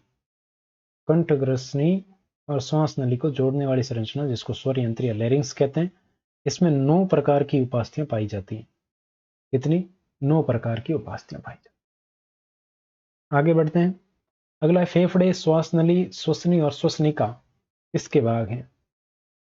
फेफड़े, श्वास नली, श्वसनिका और जो आपके किसके भाग हैं? श्वसनिका, श्वसनी। तो ये ऊपरी श्वसन तंत्र के, निचले के, दोनों के। तो ये निचले श्वसन तंत्र के भाग हैं। ठीक है, बी ऑप्शन आपका उत्तर हो जाएगा। अगला प्रश्न देखो, फेफड़ों का रंग कैसा होता है? तो फेफड़ों का रंग होता है हल्का गुलाबी। फेफड़ों का रंग कैसा होता है? हल्का गुलाबी रंग होता है। ऐसे प्रश्न भी पूछे जाते हैं कई बार, तो आपको इसका ध्यान रखना चाहिए। अगला प्रश्न देखो, निम्न में से सही कथन है। दाहिना फेफड़ा बाएं फेफड़े से लंबाई में थोड़ा छोटा और कुछ चौड़ा होता है, बिल्कुल ठीक है। बायां फेफड़ा 2 खंडों में विभाजित, जबकि दाहिना 3 खंड में विभक्त होता है, ये बात भी सही है। फेफड़ों के बारे में ध्यान में रखना है। बायां फेफड़ा है, 2 ही खंड होते हैं, 2 लोब्स होते हैं इसके अंदर, जबकि दाहिने हैं उसमें 3 खंड होते हैं। ठीक है। प्रत्येक फेफड़ा स्पंजी ऊतकों का बना होता है, बिल्कुल सही। प्रत्येक फेफड़ा कौन से ऊतकों का बना होता है? स्पंजी ऊतकों का बना होता है। ये सभी बातें सही है, डी ऑप्शन उत्तर हो जाएगा। आगे बढ़ते हैं। अगला है, सीमांत ब्रोंकियोल के आखिरी सिरे पर पाई जाती है। सीमांत ब्रोंकियोल, सीमांत ब्रोंकियोल के आखिरी सिरे पर क्या पाई जाती है, ये आपको बताना है।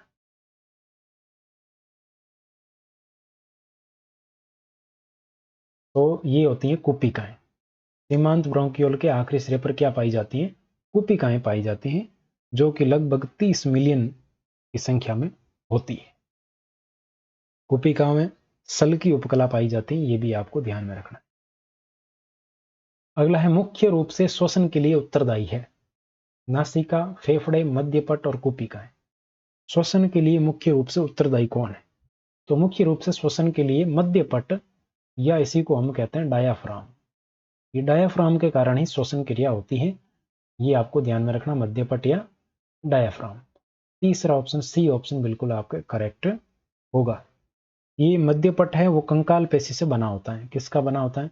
कंकाल पेशी का बना होता है, ये भी आपको ध्यान में रखना।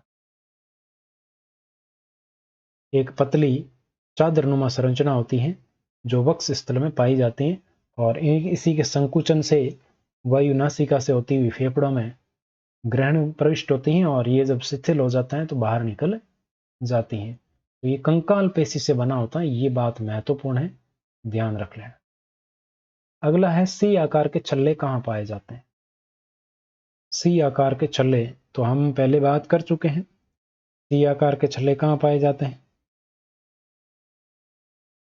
श्वासनली, श्वसनी, श्वसनिका या कुपिका, कहाँ पाए जाते हैं बताओ देखें।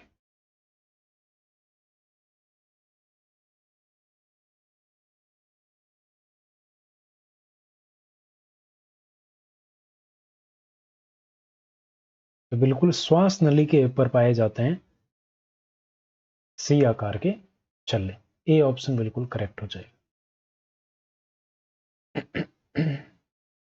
श्वास नली फिर श्वसनी में होती है, श्वसनी श्वसनिका में, तो ऐसे ये विभक्त होती रहती है। इसको कहते हैं ट्रेकिया। क्या कहते हैं? ट्रेकिया कहते हैं इसको। और फिर श्वसनी को क्या कहते हैं? तो श्वसनी को कहते हैं ब्रोंकिया, या ब्रोंकाई कहते हैं इसको, ब्रोंकाई। क्या कहते हैं? ब्रोंकाई कहते हैं। श्वसनिका को कहते हैं ब्रोंकियोल, ब्रोंकियोल। तो ये आपको ध्यान में रखना है। कूपिका को कहते हैं एल्वियोलाई, एल्वियोलाई, ये भी ध्यान में रखें। आगे बढ़ते हैं। अगला है एल्वियोलाई में पाई जाती है। एल्वियोलाई में एक सल की उपकला पाई जाती है। क्या पाई जाती है? सल की उपकला। ए ऑप्शन बिल्कुल करेक्ट होगा। अगला, बाएं फेफड़े में पाए जाने वाले खंडों की संख्या। बाएं फेफड़े में कितने खंड पाए जाते हैं बताओ।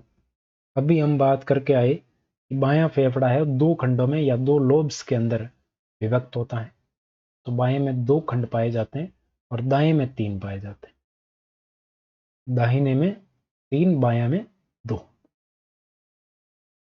तो ये हमने बात की है श्वसन तंत्र से संबंधित कुछ महत्वपूर्ण प्रश्नों की। श्वसन तंत्र के बाद अब हम आगे बढ़ते हैं और बात करते हैं मानव रक्त परिसंचरण तंत्र के बारे में। किसकी बात करते हैं?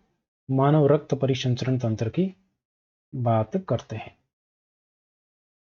तो चलिए, पहला प्रश्न आपके सामने है कि निम्न में से कौन सा कथन सही नहीं है? कौन सा कथन सही नहीं है या सही है? यहां पर तो नहीं है लिखा है, देखते हैं, कथन पढ़ेंगे तो पता चल ही जाएगा। रक्त एक प्रकार का तरल उत्तक है, बिल्कुल तरल संयोजी उत्तक होता है, तरल संयोजी उत्तक है। रक्त एक हल्का क्षारीय तरल है जिसका पीएच 4.7 नहीं 7.4 होता है। कितना होता है? 7.4 होता है। रक्त का निर्माण लाल अस्थि मज्जा में होता है, रेड बोन मेरो में होता है, बिल्कुल सही है। भ्रूणावस्था या नवजात शिशुओं में रक्त का निर्माण प्लीहा में होता है, ये बात भी सही है। नवजात शिशुओं में या भ्रूणावस्था में रक्त का निर्माण कहाँ होता है? प्लीहा के अंदर होता है, बिल्कुल सही है।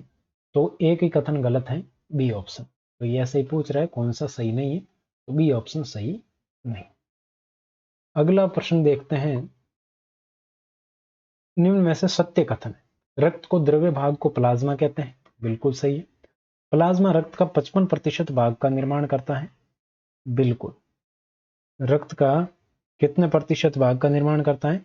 55% भाप का निर्माण करता है। प्लाज्मा में 92% जल व 8% कार्बनिक अकार्बनिक पदार्थ होते हैं।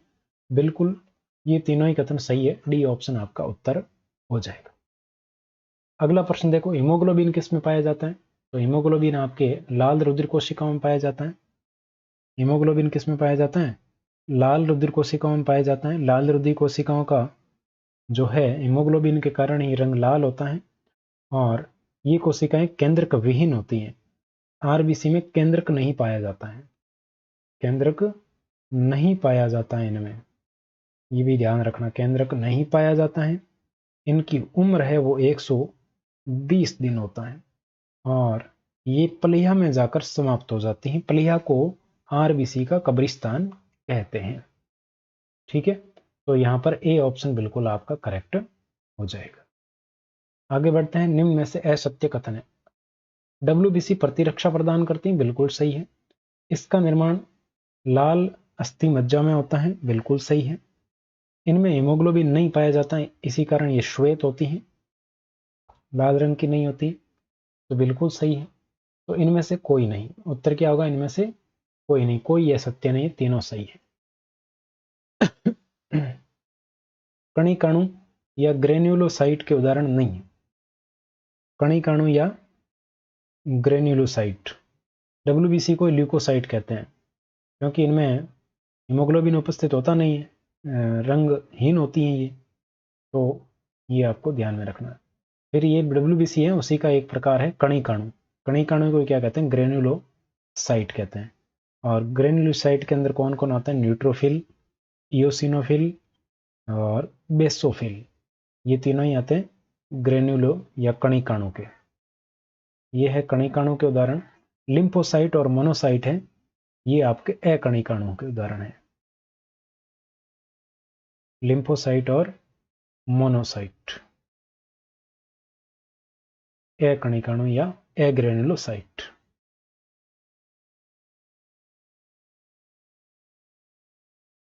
तो डी ऑप्शन आपका यहां पर भी उत्तर हो जाएगा।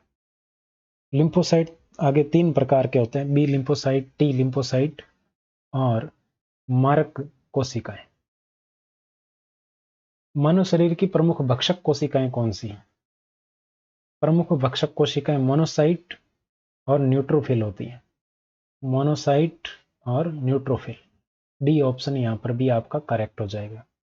लिम्फोसाइट 3 प्रकार की होती हैं, बी, टी और मारक सेल्स, बीटी मारक, ये आपको ध्यान में रख लेना। थ्रोम्बोसाइट का जीवन काल कितना होता है? थ्रोम्बोसाइट, थ्रोम्बोसाइट किसको कहते हैं?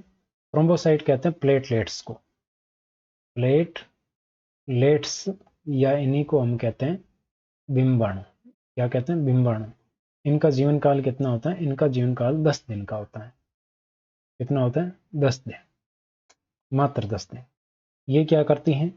ये रक्त का थक्का जमाने में मदद करती हैं। रक्त का थक्का, ये इसका काम है। इनमें भी क्या है? केंद्रक नहीं पाया जाता है, केंद्रक विहीन है, केंद्रक विहीन कोशिका है। तो 10 दिन इनका जीवन काल होता है। सी ऑप्शन बिल्कुल करेक्ट हो जाएगा। प्रति एमएम रक्त के अंदर 3 लाख प्लेटें होती हैं। अगला है, निम्न में केंद्रक विहीन कोशिकाएं होती हैं। डब्ल्यूबीसी, आरबीसी, बिंबाणु, प्लाज्मा कौन सी होती है? तो इसमें ऑप्शन में मिस्टेक है प्रश्न में, तो यहाँ पर हम बात कर चुके हैं पहले ही। आरबीसी और बिंबाणु है, ये केंद्रक विहीन कोशिकाएं होती हैं, तो ये ध्यान में रखना। आरबीसी और बिंबाणु। रक्त के कार्य हैं शरीर का ताप नियंत्रण, पीएच नियंत्रण और विभिन्न पोषक तत्वों का परिवहन, सभी है। डी ऑप्शन उत्तर हो जाएगा। अगला प्रश्न देखो, मानव रक्त में निम्न में से किसमें प्रतिजन उपस्थित होता है जिसके आधार पर रक्त समूह बनाए जाते हैं? तो प्रतिजन के आधार पर ही रक्त समूह पाए जाते हैं। ए प्रतिजन है तो ए रक्त समूह, बी है तो बी, ए और बी दोनों हैं तो ए बी रक्त समूह, और कोई नहीं है तो ओ रक्त समूह। तो ये किस में पाए जाते हैं? ये लाल रक्त कणिका की सतह पर पाए जाते हैं।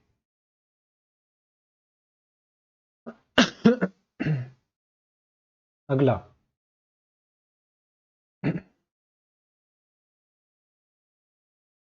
निम्न में से किस रक्त समूह वाले व्यक्ति की लाल रक्त कणिकाओं पर कोई प्रतिजन उपस्थित नहीं होता है? तो कोई नहीं होता है मतलब कौन सा रक्त समूह होता है? ओ रक्त समूह होता है। हालांकि वास्तव में ये 0 है, यानी कि यहां पर कोई प्रतिजन नहीं पाया जाता है ना। आगे बढ़ते हैं। मानव में किस प्रकार का परिसंचरण तंत्र पाया जाता है? खुला, बंद, अर्धखुला। तो मानव में किस प्रकार का परिसंचरण तंत्र होता है? मानव में बंद परिसंचरण तंत्र पाया जाता है। बी ऑप्शन बिल्कुल करेक्ट होगा। अगला है असत्य कथन। हृदय पेशीय ऊतकों से बना होता है। हृदय दोहरी भित्ति के झिल्ली में आवरण द्वारा घिरा होता है। इसमें हृदय आवरण द्रव पाए जाते हैं जो बाहरी आघातों से रक्षा करता है। उपयुक्त तो सभी कथन बिल्कुल सत्य हैं, ध्यान रखें। अगला प्रश्न, द्विवलनी कपाट पाया जाता है। द्विवलनी कपाट कहाँ पाया जाता है? देखो, दो तरह के कपाट होते हैं। एक होता है द्विवलनी कपाट, एक होता है त्रिवलनी कपाट। तो द्विवलनी कपाट किस में पाया जाता है? तो बाएं और दाएं आलिंद बाईं ओर के आलिंद और निलय के बीच में द्विवलनी कपाट पाया जाता है। इसमें बाईं ओर के आलिंद और निलय के बीच में। तो ए ऑप्शन बिल्कुल करेक्ट हो जाएगा। दाएं ओर के आलिंद और निलय के बीच में कौन सा पाया जाता है? तो दाईं ओर के निलय और आलिंद के बीच में त्रिवलनी कपाट पाया जाता है। यहां पर कौन सा पाया जाता है? त्रिवलनी कपाट। दायां है उधर त्रिवलनी कपाट पाए जाते हैं, क्योंकि दाएं फेफड़े में भी आप याद रखना 3 खंड होते हैं ना, अभी भी बात किया। आगे बढ़ते हैं। हृदय कपाट खुलने और बंद होने की आवाज कैसी होती है? तो वो होती है लब डब। कैसी आवाज होती है? लब डब होती है। बी ऑप्शन बिल्कुल करेक्ट हो जाएगा। निम्न में से किसमें शुद्ध रक्त पाया जाता है? शुद्ध रक्त किसमें पाया जाता है? देखो, शुद्ध रक्त की बात करें तो सिरा में और फुफ्फुसीय धमनी में, इनमें क्या होता है? अशुद्ध होता है। इनमें अशुद्ध होता है। और शुद्ध किस में होता है? धमनी में और फुफ्फुसीय सिरा में शुद्ध होता है, यानी कि O2 वाला, और इसमें कौन सा होता है? CO2 वाला। तो धमनी और फुफ्फुसीय सिरा, यानी कि डी ऑप्शन आपका बिल्कुल करेक्ट हो जाएगा। इसमें शुद्ध रक्त पाया जाता है। हृदय में होने वाले संकुचन को क्या कहते हैं? सिस्टोल, डायस्टोल, कार्डियक चक्कर, इनमें से कोई नहीं। हृदय में संकुचन और शिथिलन होता रहता है, ठीक है। तो किसके कारण होता है? आलिंद और निलय के कारण होता है। तो इसको क्या कहते हैं? संकुचन को सिस्टोल कहते हैं। संकुचन को क्या कहते हैं? सिस्टोल कहते हैं। और शिथिलन को क्या कहते हैं? डायस्टोल कहते हैं। डायस्टोल कहते हैं शिथिलन को। तो ए ऑप्शन आपका उत्तर होगा। अगला है, हृदय की गतिविधियों की गति निर्धारित कौन करता है? ये प्रश्न बहुत अच्छा प्रश्न है। तो यहां पर अगर बात करें तो इसका उत्तर होगा पेसमेकर। हृदय की गतिविधियों की गतियों का निर्धारण करता है पेसमेकर। कौन करता है? पेसमेकर करता है, जिसको गति प्रेरक भी कहा जाता है हिंदी में। क्या कहते हैं? गति प्रेरक। आगे बढ़ते हैं। अगला प्रश्न है, निम्न में से यूरिकोटेलिक, यहां पर क्या होगा? यूरिकोटेलिक। यूरिकोटेलिक जीव नहीं है। कौन से जीव है जो यूरिकोटेलिक नहीं है, ये आपको बताना है। यूरिकोटेलिक जीव कौन से नहीं है? जो यूरिक अम्ल का स्त्रावन करते हैं वो यूरिकोटेलिक कहलाते हैं। जैसे पक्षी हो गए, सरीसृप हो गए, कीट हो गए, ये सारे यूरिकोटेलिक हैं। स्तनधारी है वो यूरिकोटेलिक नहीं है। ये यूरिया का उत्सर्जन करते हैं। समुद्री मछलियां यूरिया का उत्सर्जन करती है, ये आपको ध्यान में रखना है। अगला प्रश्न, असत्य कथन बताना है। असत्य कथन। वृक्क मानव का मुख्य उत्सर्जन अंग है, बिल्कुल सही है। ये सेम के दानों के आकृति के गहरे लाल रंग के होते हैं। ये कैसे होते हैं? गहरे लाल रंग के होते हैं। तो ये गहरे लाल रंग के नहीं होते हैं, ये गहरे भूरे रंग के होते हैं। कैसे रंग के होते हैं? भूरे रंग के होते हैं। ये उदर गुहा में पीठ की ओर आमाशय के नीचे कशेरुकदंड के दाएं व बाएं भाग में स्थित होते हैं। उदर गुहा में पीठ की ओर स्थित होते हैं, आमाशय के नीचे स्थित होते हैं। वृक्क की मध्य सतह पर एक खांच होती है जिसे हाइलम कहते हैं। बिल्कुल सही है, हाइलम पाई जाती है। तो यहाँ पर गलती कहाँ हुई है? बी ऑप्शन में हुई है। क्या है? लाल रंग के नहीं, भूरे रंग के होते हैं, सेम के बीज के आकार के होते हैं। अगला प्रश्न, मूत्र नलिका, तंत्रिकाएं, रक्त वाहिनियां वृक्क में कहां से प्रवेश करती हैं? तो मूत्र नलिका हो, चाहे तंत्रिकाएं हो, चाहे रक्त वाहिनियां हो, ये कहां से प्रवेश करती हैं? तो ये आपके इसी हाइलम में से होकर प्रवेश करती हैं। इसमें हाइलम से होकर प्रवेश करती हैं। हाइलम के भीतरी भाग में ये वृक्क की श्रोणी पाई जाती है। हाइलम के भीतर क्या पाई जाती है? वृक्क की श्रोणी पाई जाती है। प्रत्येक किडनी के दो भाग होते हैं, एक होता है वलकुट और एक होता है मध्यांश। मध्यांश को मेडुला कहते हैं और वलकुट को वलकुटी कहते हैं, या फिर अपन कॉर्टेक्स इसको कहते हैं। वृक्क में पाई जाने वाली उत्सर्जन इकाइयां क्या कहलाती हैं? तो उत्सर्जन इकाइयां आपके क्या कहलाती हैं? नेफ्रॉन कहलाती हैं।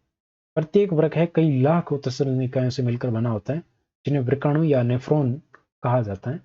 प्रत्येक नेफ्रॉन के दो भाग होते हैं, बोमेन संपुट और एक होता है वृक्क नलिका। तो यहां पर बिल्कुल आपके करेक्ट हो जाएगा नेफ्रॉन या वृक्काणु। अगला प्रश्न आपके सामने है, निम्न में से सही कथन है? कौन सा कथन सही है ये आपको बताना है। बोमेन संपुट नेफ्रॉन के ऊपरी भाग में पाई जाने वाली कपनुमा संरचना है। बिल्कुल ठीक है। बोमेन संपुट में शाखा अभिवाही धमनियों की कोशिकाओं का एक गुच्छा पाया जाता है जिसे ग्लोमेरुलस कहते हैं। बिल्कुल सही। ग्लोमेरुलस वृक्क धमनी व वृक्क सिरा से जुड़ा होता है।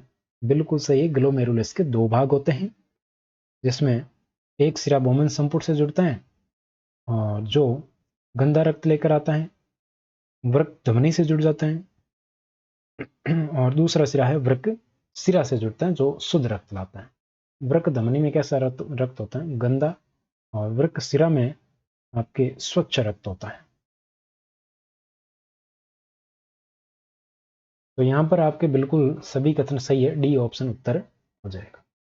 अगला प्रश्न देखिए, हेनले के लूप का निर्माण करती है। हेनले लूप का निर्माण कौन करती है? मूत्र नलिका, संग्राहक नलिका, वृक्क नलिका, बोमेन संपुट। तो हेनले लूप का निर्माण करती है वृक्क नलिका। कौन सी? वृक्क नलिका करती है। ये बोमेन संपुट के निचले हिस्से से शुरू होती है और इसका जो दूसरा सिरा है वो मूत्र एकत्र करने वाली नलिका से जुड़ा होता है, जो बीच में ये हेयर पिन के आकार का हेनले का लूप बनाती है। ये वृक्क नलिका है।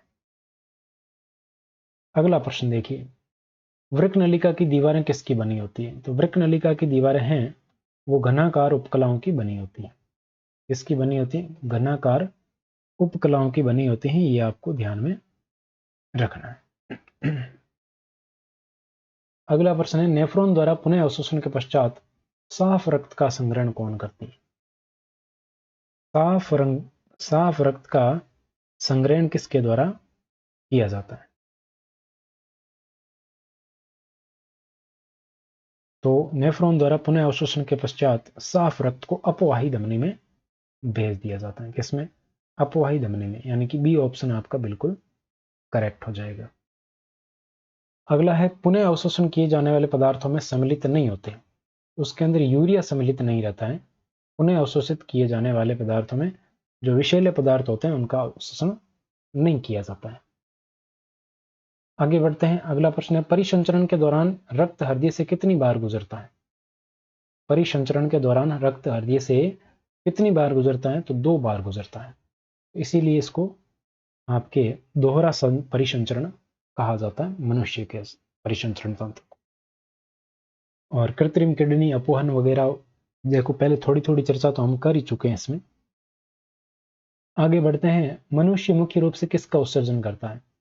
तो यूरिया का करता है। किसका करता है? यूरिया का उत्सर्जन करता है मनुष्य।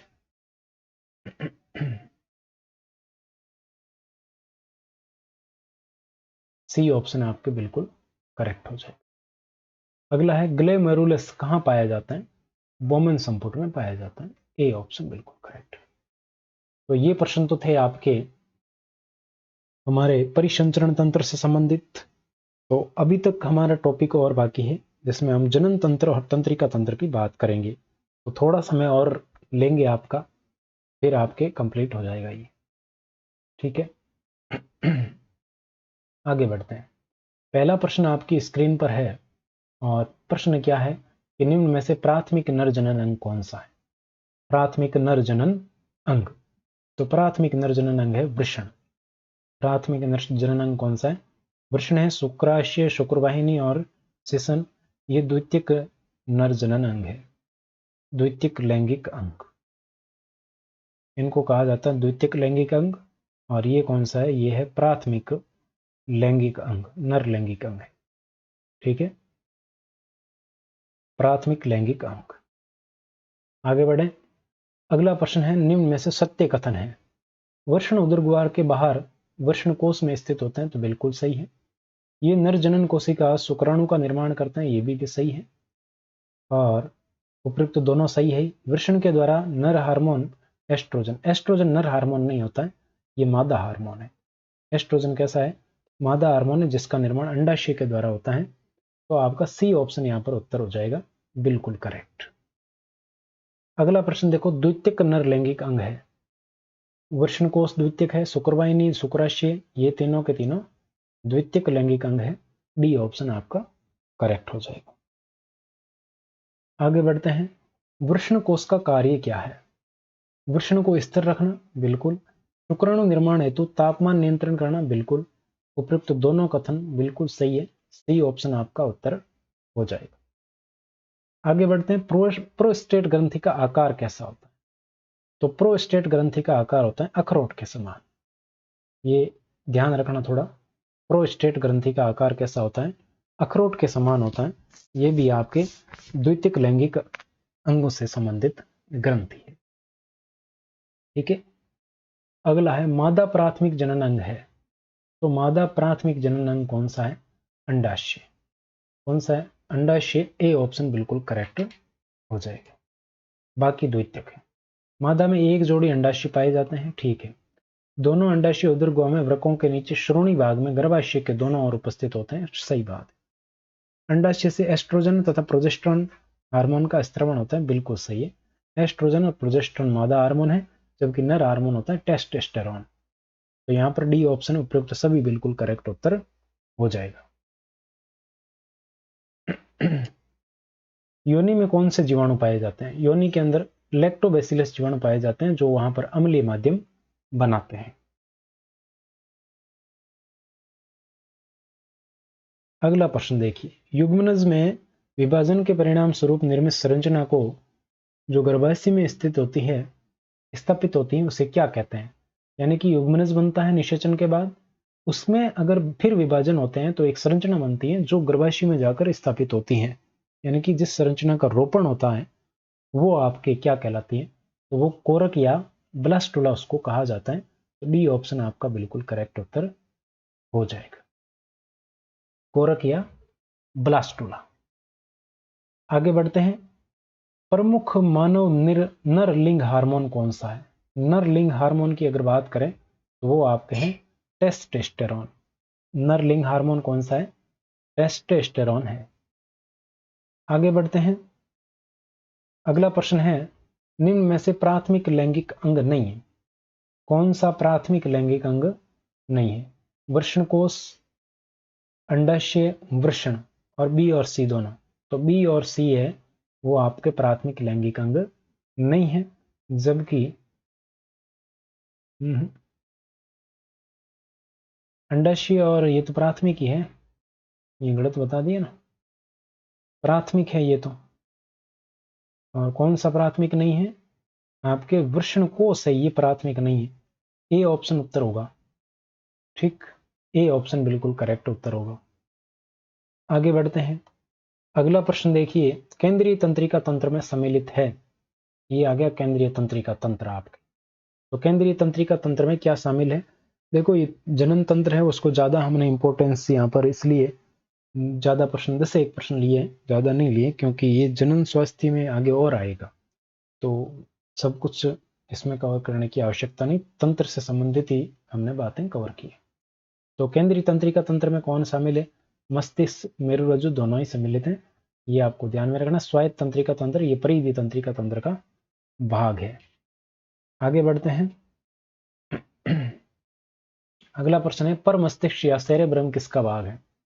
पर मस्तिष्क या सेरेब्रम किसका भाग है? तो पर मस्तिष्क या सेरेब्रम की बात करें तो ये अग्र मस्तिष्क का भाग है।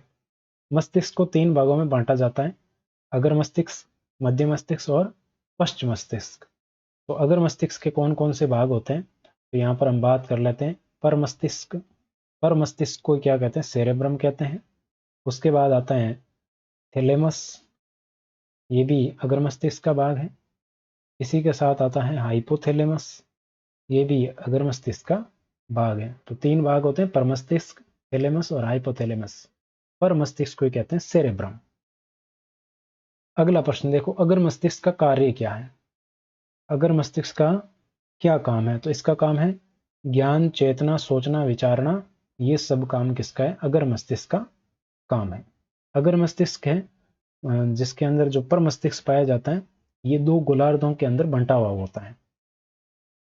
पर मस्तिष्क देखो सही नहीं है वाला देखना है। पर मस्तिष्क, अगर मस्तिष्क जो पूरा मस्तिष्क होता है हमारा, उसका 80 से 85% भाग होता है पर मस्तिष्क। ठीक है। पर मस्तिष्क एक विदर द्वारा 2 गोलार्धों में विभक्त रहता है, बिल्कुल सही है। दोनों गोलार्ध आपस में कार्पस कैलोसम, बिल्कुल सही है। इसके द्वारा कार्पस कैलोसम, ये एक पट्टी पाई जाती है जिसके द्वारा ये जुड़े रहते हैं। दोनों गोलार्धों में कोई तंत्रिका नहीं पाई जाती है। तो दोनों गोलार्धों के अंदर दूसरे द्रव्य पाए जाते हैं और दूसरे द्रव्य में तंत्रिकाएं पाई जाती हैं। यहां पर गड़बड़ है, ये बात गलत है। तो डी ऑप्शन आपका सही नहीं है। आगे बढ़ते हैं। अगला प्रश्न देखिए, भूख, प्यास, नींद, ताप, थकान और मनोभावनाओं की अभिव्यक्ति आदि का ज्ञान मस्तिष्क का कौन सा भाग करता है? भूख, प्यास, निद्रा, ताप, थकान, मनोभावों की अभिव्यक्ति, ये कौन करता है? तो ये आपके कौन करता है? अगर मस्तिष्क के जो भाग होता है थैलेमस के आधार पर स्थित होता है, जो हाइपोथैलेमस है, ये ऐसा काम करता है। सी ऑप्शन आपके बिल्कुल करेक्ट हो जाएगा। अगला है, मध्य मस्तिष्क कितने भागों में बंटा होता है? मध्य मस्तिष्क है वो 4 भागों में बंटा होता है, 4 पिंड है, और चारों पिंड है उनको क्या कहा जाता है? उनको एक नाम दिया जाता है, और नाम है कार्पोरा क्वाड्रीजेमिना। क्वाड्रीजेमिना या जेमिन भी कह सकते हैं। कार्पोरा क्वाड्रीजेमिना, 4 कार्पोरा क्वाड्रीजेमिना पाए जाते हैं। इसमें 2 भाग होते हैं, 2 ऊपर होते हैं और 2 ही क्या होते हैं? नीचे होते हैं। ऊपर वाले दोनों हैं ये देखते हैं, और नीचे वाले दोनों हैं ये सुनते हैं। आगे बढ़ते हैं। मध्य मस्तिष्क कहाँ स्थित होता है? मध्य मस्तिष्क कहाँ स्थित होता है? ये हाइपोथैलेमस और पश्च मस्तिष्क के बीच होता है। हाइपोथैलेमस और पश्च मस्तिष्क के मध्य स्थित होता है मध्य मस्तिष्क। बी ऑप्शन आपका बिल्कुल करेक्ट उत्तर हो जाएगा। अगला है, मध्य मस्तिष्क का कार्य। मध्य मस्तिष्क का कार्य, मध्य मस्तिष्क का काम है सुनना और देखना। अभी हमने बात की, ऊपर से सुनेगा, देखेगा, और नीचे वाले 2 कार्पोरा क्वाड्रीजेमिना से सुनेगा। अगला प्रश्न, मध्य मस्तिष्क का प्रत्येक पिंड क्या कहलाता है? कॉर्पोरा क्वाड्रीजेमिना कहलाता है। अगला है, पश्च मस्तिष्क के भाग हैं। पश्च मस्तिष्क में अनुमस्तिष्क, पोन्स और मेडुला ओब्लागेंटा पाया जाता है। सेरेबेलम इसको कहते हैं, अनुमस्तिष्क को। पोन्स, मेडुला ओब्लागेंटा, तो ये आपके डी ऑप्शन बिल्कुल करेक्ट हो जाएगा। ये तीनों ही भाग इसमें ही पाए जाते हैं। अगला प्रश्न है, मस्तिष्क का दूसरा सबसे बड़ा भाग कौन सा है? तो मस्तिष्क का दूसरा सबसे बड़ा भाग है अनुमस्तिष्क। कौन सा होता है? अनुमस्तिष्क होता है। बी ऑप्शन बिल्कुल करेक्ट हो जाएगा। अगला प्रश्न देखिए, कौन सा सही सुमेलित नहीं है? अनुमस्तिष्क का काम है इच्छिक पेशियों का नियंत्रण। पोन्स का काम है विभिन्न भागों को जोड़ना।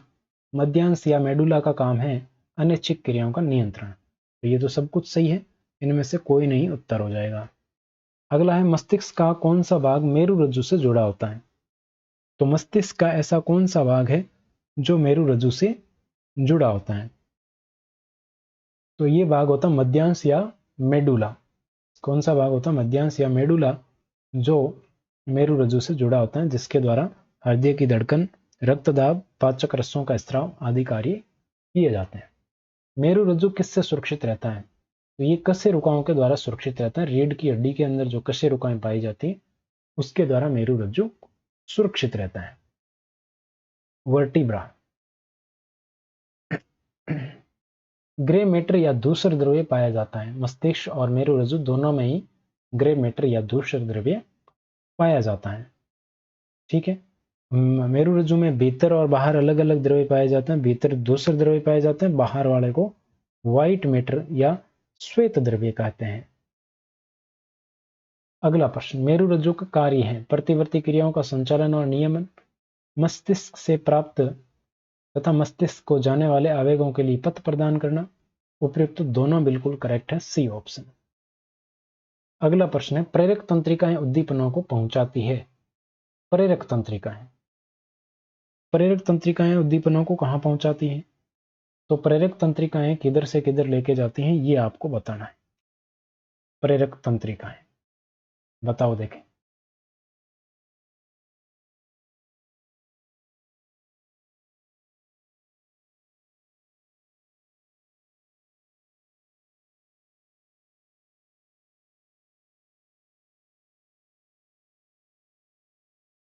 तो प्रेरक तंत्रिकाएं केंद्रीय तंत्रिका तंत्र से अंगों तक ये सूचनाएं लेकर जाती हैं।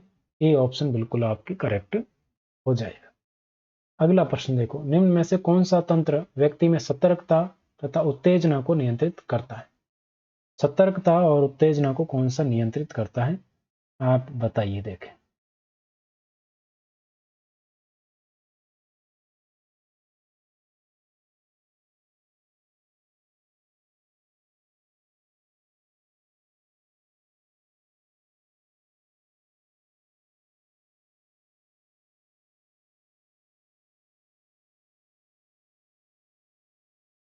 तो बिल्कुल आपका कौन सा हो जाएगा, अनुकंपी तंत्रिका तंत्र। कौन सा हो जाएगा, अनुकंपी तंत्रिका तंत्र, सी ऑप्शन।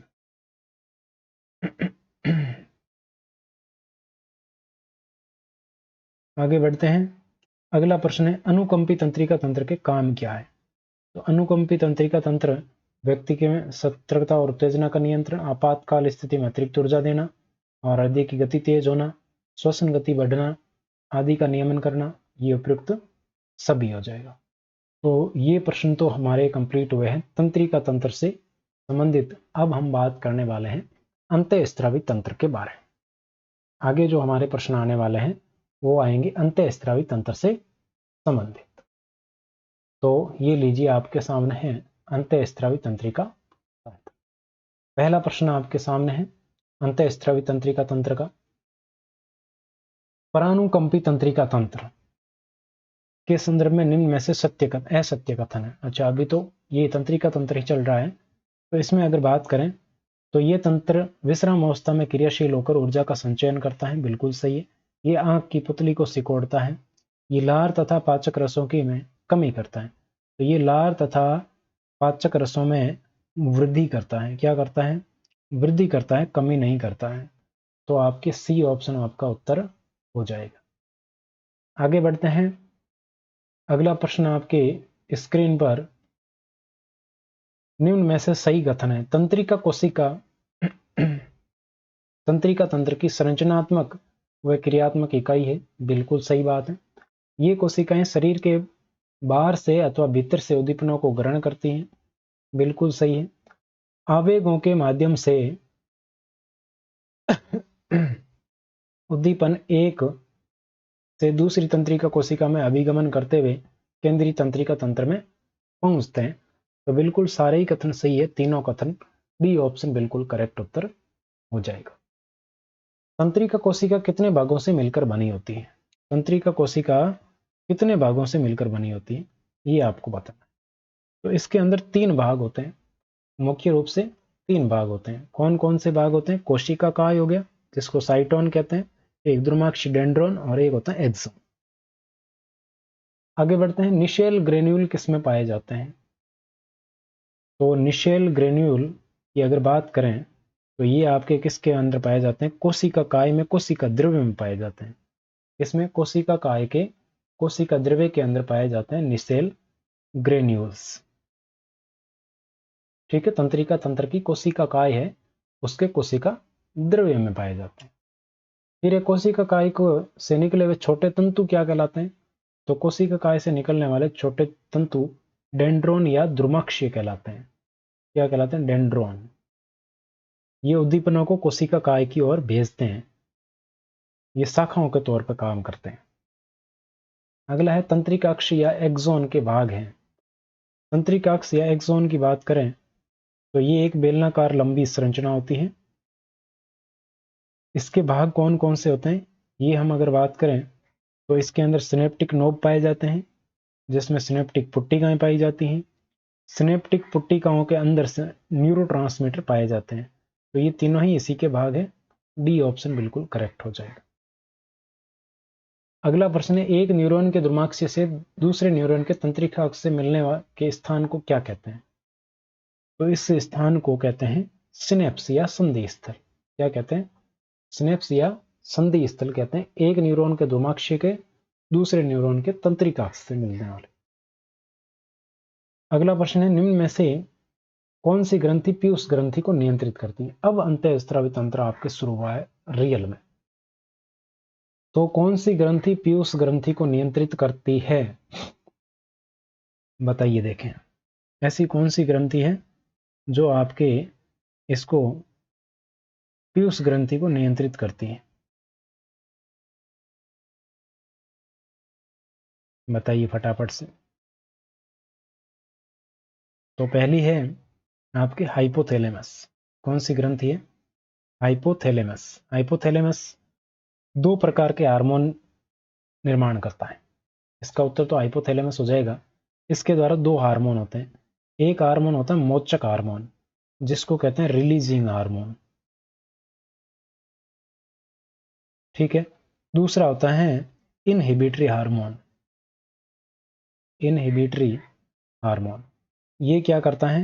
हार्मोन को प्रेरित करता है, पीयूष ग्रंथि को हार्मोन स्रावित करने के लिए प्रेरित करता है। पीयूष ग्रंथि को हार्मोन छोड़ने के लिए क्या करता है? प्रेरित करता है। और ये जो इनहिबिटरी होता है ये रोकता है। तो ये पीयूष ग्रंथि का नियंत्रण करता है इस प्रकार से हाइपोथैलेमस। ठीक है, आगे बढ़ते हैं। अगला प्रश्न है, पीयूष ग्रंथि द्वारा स्रावित हार्मोन है वृद्धि हार्मोन, सोमेटोट्रोपिन इसी को कहते हैं, प्रोलैक्टिन हार्मोन, ऑक्सीटोसिन हार्मोन। उपयुक्त सभी डी ऑप्शन बिल्कुल करेक्ट हो जाएगा। अगला है, मेलेटोनिन नामक हार्मोन का स्त्रावण कौन सी ग्रंथि करती है? मेलेटोनिन।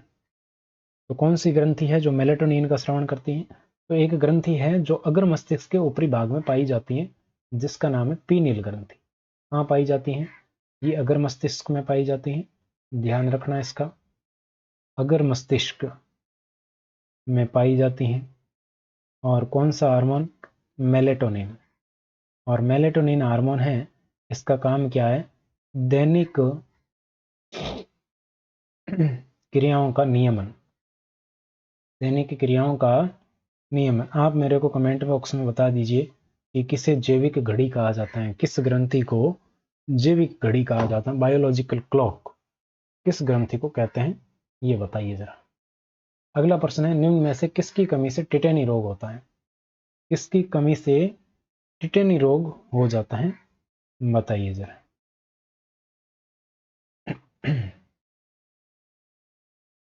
थायरोक्सिन, पैराथायरोक्सिन। तो यहाँ पर थायराइड ग्रंथि के द्वारा थायरोक्सिन हार्मोन का स्राव किया जाता है। इसकी कमी से तो घेंगा या गोइटर रोग होता है, आप सब जानते हैं। पैराथार्मोन, ये पैराथायराइड ग्रंथि के द्वारा ये आपके गले में स्थित होती है। गले में स्थित पैराथायरॉइड ग्रंथि द्वारा ये स्रावित होता है। ये ग्रंथि थायराइड ग्रंथि के पीछे पाई जाती है, इसलिए इसको पैराथायराइड कहते हैं। ये ग्रंथि पैराथ हार्मोन का स्रावण करती है, और ये पैराथ हार्मोन क्या करता है, ये आपके कैल्शियम प्लस फॉस्फेट, कैल्शियम और फॉस्फेट का नियंत्रण करता है। फॉस्फेट और कैल्शियम का नियंत्रण कौन करता है? पैराथ हार्मोन करता है, और इसी की कमी से आपके टिटेनी रोग होता है। कौन सा होता है? टिटेनी रोग। तो बी ऑप्शन आपका बिल्कुल करेक्ट उत्तर हो जाएगा। अगला प्रश्न है, इंसुलिन का स्रावण होता है। इंसुलिन का स्रावण किसके द्वारा होता है? तो इंसुलिन का स्रावण होता है आपके बीटा कोशिकाओं द्वारा। लैंगरेंस द्वीप की बीटा कोशिकाओं के द्वारा आपके इंसुलिन का स्रावण होता है, और ग्लूकागोन का स्रावण होता है अल्फा कोशिकाओं के द्वारा। तो बीटा कोशिकाएं बिल्कुल करेक्ट हो जाएगा, ए ऑप्शन। और अल्फा कोशिकाओं के द्वारा किसका स्रावण होता है? ग्लूकागोन का स्रावण होता है। ठीक है, आगे बढ़ते हैं। अगला प्रश्न है, वृक्कों के ऊपरी भाग में कौन सी ग्रंथि पाई जाती है? तो एड्रिनल ग्रंथि पाई जाती है। किडनी के जस्ट ऊपर है, वो कौन सी ग्रंथि पाई जाती है? एड्रिनल ग्रंथि पाई जाती है, जिसके द्वारा आपातकालीन हार्मोन स्रावित किए जाते हैं, जैसे हृदय की धड़कन, श्वसन दर, पुतलियों का फैलाव आदि को नियंत्रित करती है। आगे बढ़ते हैं। अगला प्रश्न है, किस हार्मोन को आपातकालीन हार्मोन कहते हैं? एड्रिनलिन या नॉर एड्रिनलिन, इन दोनों को क्या कहते हैं? आपातकालीन हार्मोन कहते हैं। सी ऑप्शन आपका बिल्कुल करेक्ट उत्तर हो जाएगा। आगे बढ़ते हैं। निम्न में से कौन सी ग्रंथि छोटे बच्चों में सर्वाधिक विकसित होती है? तो ऐसी ग्रंथि है आपके जो हृदय के ऊपर पाई जाती है, हृदय तथा महाधमनी, हृदय तथा महाधमनी के ऊपर स्थित होती हैं। और ये ग्रंथि कौन सी होती है? तो ये होती है थाइमस ग्रंथि। कौन सी? थाइमस ग्रंथि, जो बच्चों में सर्वाधिक विकसित होती है और बाद में ये धीरे धीरे सिकुड़ जाती हैं। इसके द्वारा थाइमोसिन नामक हार्मोन है, उसका स्राव किया जाता है। ये एक पेप्टाइड हार्मोन होता है। अगला प्रश्न है, ऐसी ग्रंथि जो नर या मादा में से केवल एक में ही पाई जाती है। तो वृषण है वो किस में पाया जाता है? नर में पाया जाता है। और अंडाशय है ये किस में पाया जाता है? मादा में पाए जाते हैं। तो सी आपका बिल्कुल करेक्ट हो जाएगा। अग्नाशय एक मिश्रित ग्रंथि है। अग्नाशय कैसी है? मिश्रित ग्रंथि है, ये आपको ध्यान में रखना है। अगला प्रश्न है, निम्न में से इंसुलिन की खोज किसने की थी? किसकी खोज? इंसुलिन की खोज है वो किसके द्वारा की गई, ये आपसे पूछा जा रहा है। बताइए, देखें इंसुलिन की खोज किसने की है?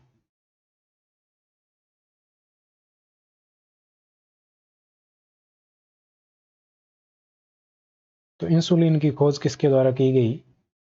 आपके बेटिंग व रेस्ट के द्वारा की गई। आगे बढ़ते हैं। अगला प्रश्न है, निम्न में से कौन सा हार्मोन टी लिम्फोसाइट के निर्माण को प्रेरित करता है? टी लिम्फोसाइट के निर्माण को कौन सा हार्मोन प्रेरित करता है, ये आपको बताना है। टी लिम्फोसाइट, बताइए देखें। टी लिम्फोसाइट के निर्माण को कौन सा हार्मोन प्रेरित करता है?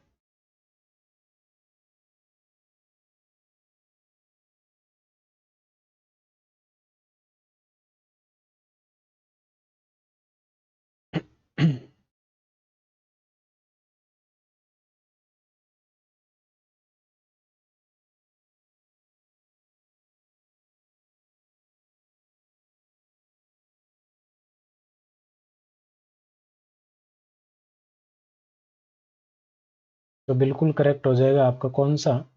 ऑक्सीटोसिन।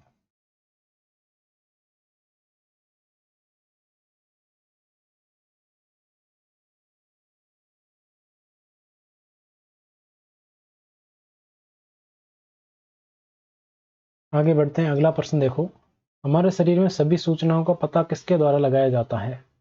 तो ये किसके द्वारा लगाया जाता है? ग्राही के द्वारा लगाया जाता है। किसके द्वारा? ग्राही के द्वारा लगाया जाता है।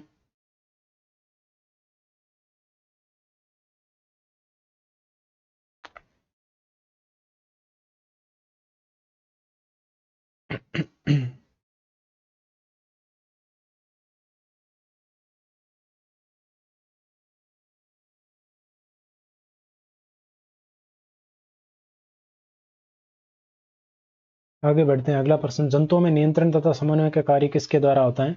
तंत्रिका तंत्र और पेशी ऊतक के द्वारा होता है। सी ऑप्शन आपका बिल्कुल करेक्ट हो जाएगा। अगला प्रश्न देखो, स्रावित होने वाले हार्मोन का समय और यात्रा का नियंत्रण किस क्रिया विधि द्वारा होता है? तो ये होता है पुनर्भरण क्रिया विधि के द्वारा। बी ऑप्शन आपका बिल्कुल करेक्ट उत्तर हो जाएगा। अगला है, एक तंत्रिका कोशिका में सूचना का प्रवाह किस रूप में होता है? तो सूचना का प्रवाह होता है विद्युत आवेगों के रूप में। इसके रूप में विद्युत आवेगों के रूप में होता है। सी ऑप्शन आपका बिल्कुल करेक्ट हो जाएगा। अगला प्रश्न है, शरीर की स्थिति तथा संतुलन का नियंत्रण मानव मस्तिष्क का कौन सा भाग करता है? तो ये करता है अनुमस्तिष्क। ए ऑप्शन बिल्कुल आपका करेक्ट उत्तर हो जाएगा। अगला है, प्रतिवर्ती चाप कहाँ बनते हैं? तो ये बनते हैं मेरुरज्जु के अंदर। अगला प्रश्न आपके सामने है, मानव शरीर की सबसे लंबी कोशिका कौन सी है? तो ये है तंत्रिका कोशिका। बी ऑप्शन बिल्कुल करेक्ट हो जाएगा। अगला है, तंत्रिका ऊतक की उत्पत्ति किस परत द्वारा होती है? तो ये होती है एंडोडर्म के द्वारा, सॉरी इसके द्वारा होती है, एक्टोडर्म के द्वारा होती है। इसके द्वारा एक्टोडर्म के द्वारा होती है। ए ऑप्शन बिल्कुल करेक्ट होगा। अगला है, कौन सी ग्रंथि युग्म में नहीं पाई जाती है, यानी कि जोड़ी में? ये जोड़ी में पीयूष ग्रंथि अकेली पाई जाती है। A option. अगला है, मस्तिष्क के किस भाग में बुद्धिमत्ता, चेतना और इच्छा शक्ति होती है? किस भाग में बुद्धिमत्ता, चेतना और इच्छा शक्ति का केंद्र होता है? तो प्रमस्तिष्क में होता है। किसमें होता है? प्रमस्तिष्क में, जो अगर मस्तिष्क का भाग है। तंत्रिका तंत्र हमारी किसके द्वारा सूचनाओं को ग्रहण करती है? तो ज्ञानेंद्रियों के द्वारा सूचना को प्राप्त करती है और हमारी पेशियों के द्वारा क्रिया करता है। बी ऑप्शन उत्तर हो जाएगा। अगला प्रश्न है, हार्मोन शब्द का सर्वप्रथम उपयोग किसने किया था?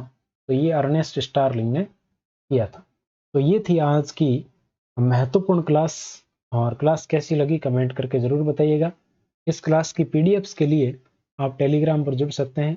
पीडीएफ आपको अलग अलग चैप्टर वाइज या टॉपिक वाइज पीडीएफ अलग अलग मिल जाएगी, और टेलीग्राम का लिंक आपको डिस्क्रिप्शन में और अभी आपके सामने भी मिल जाएगा। तो बाकी की बातें करते हैं नेक्स्ट क्लास में।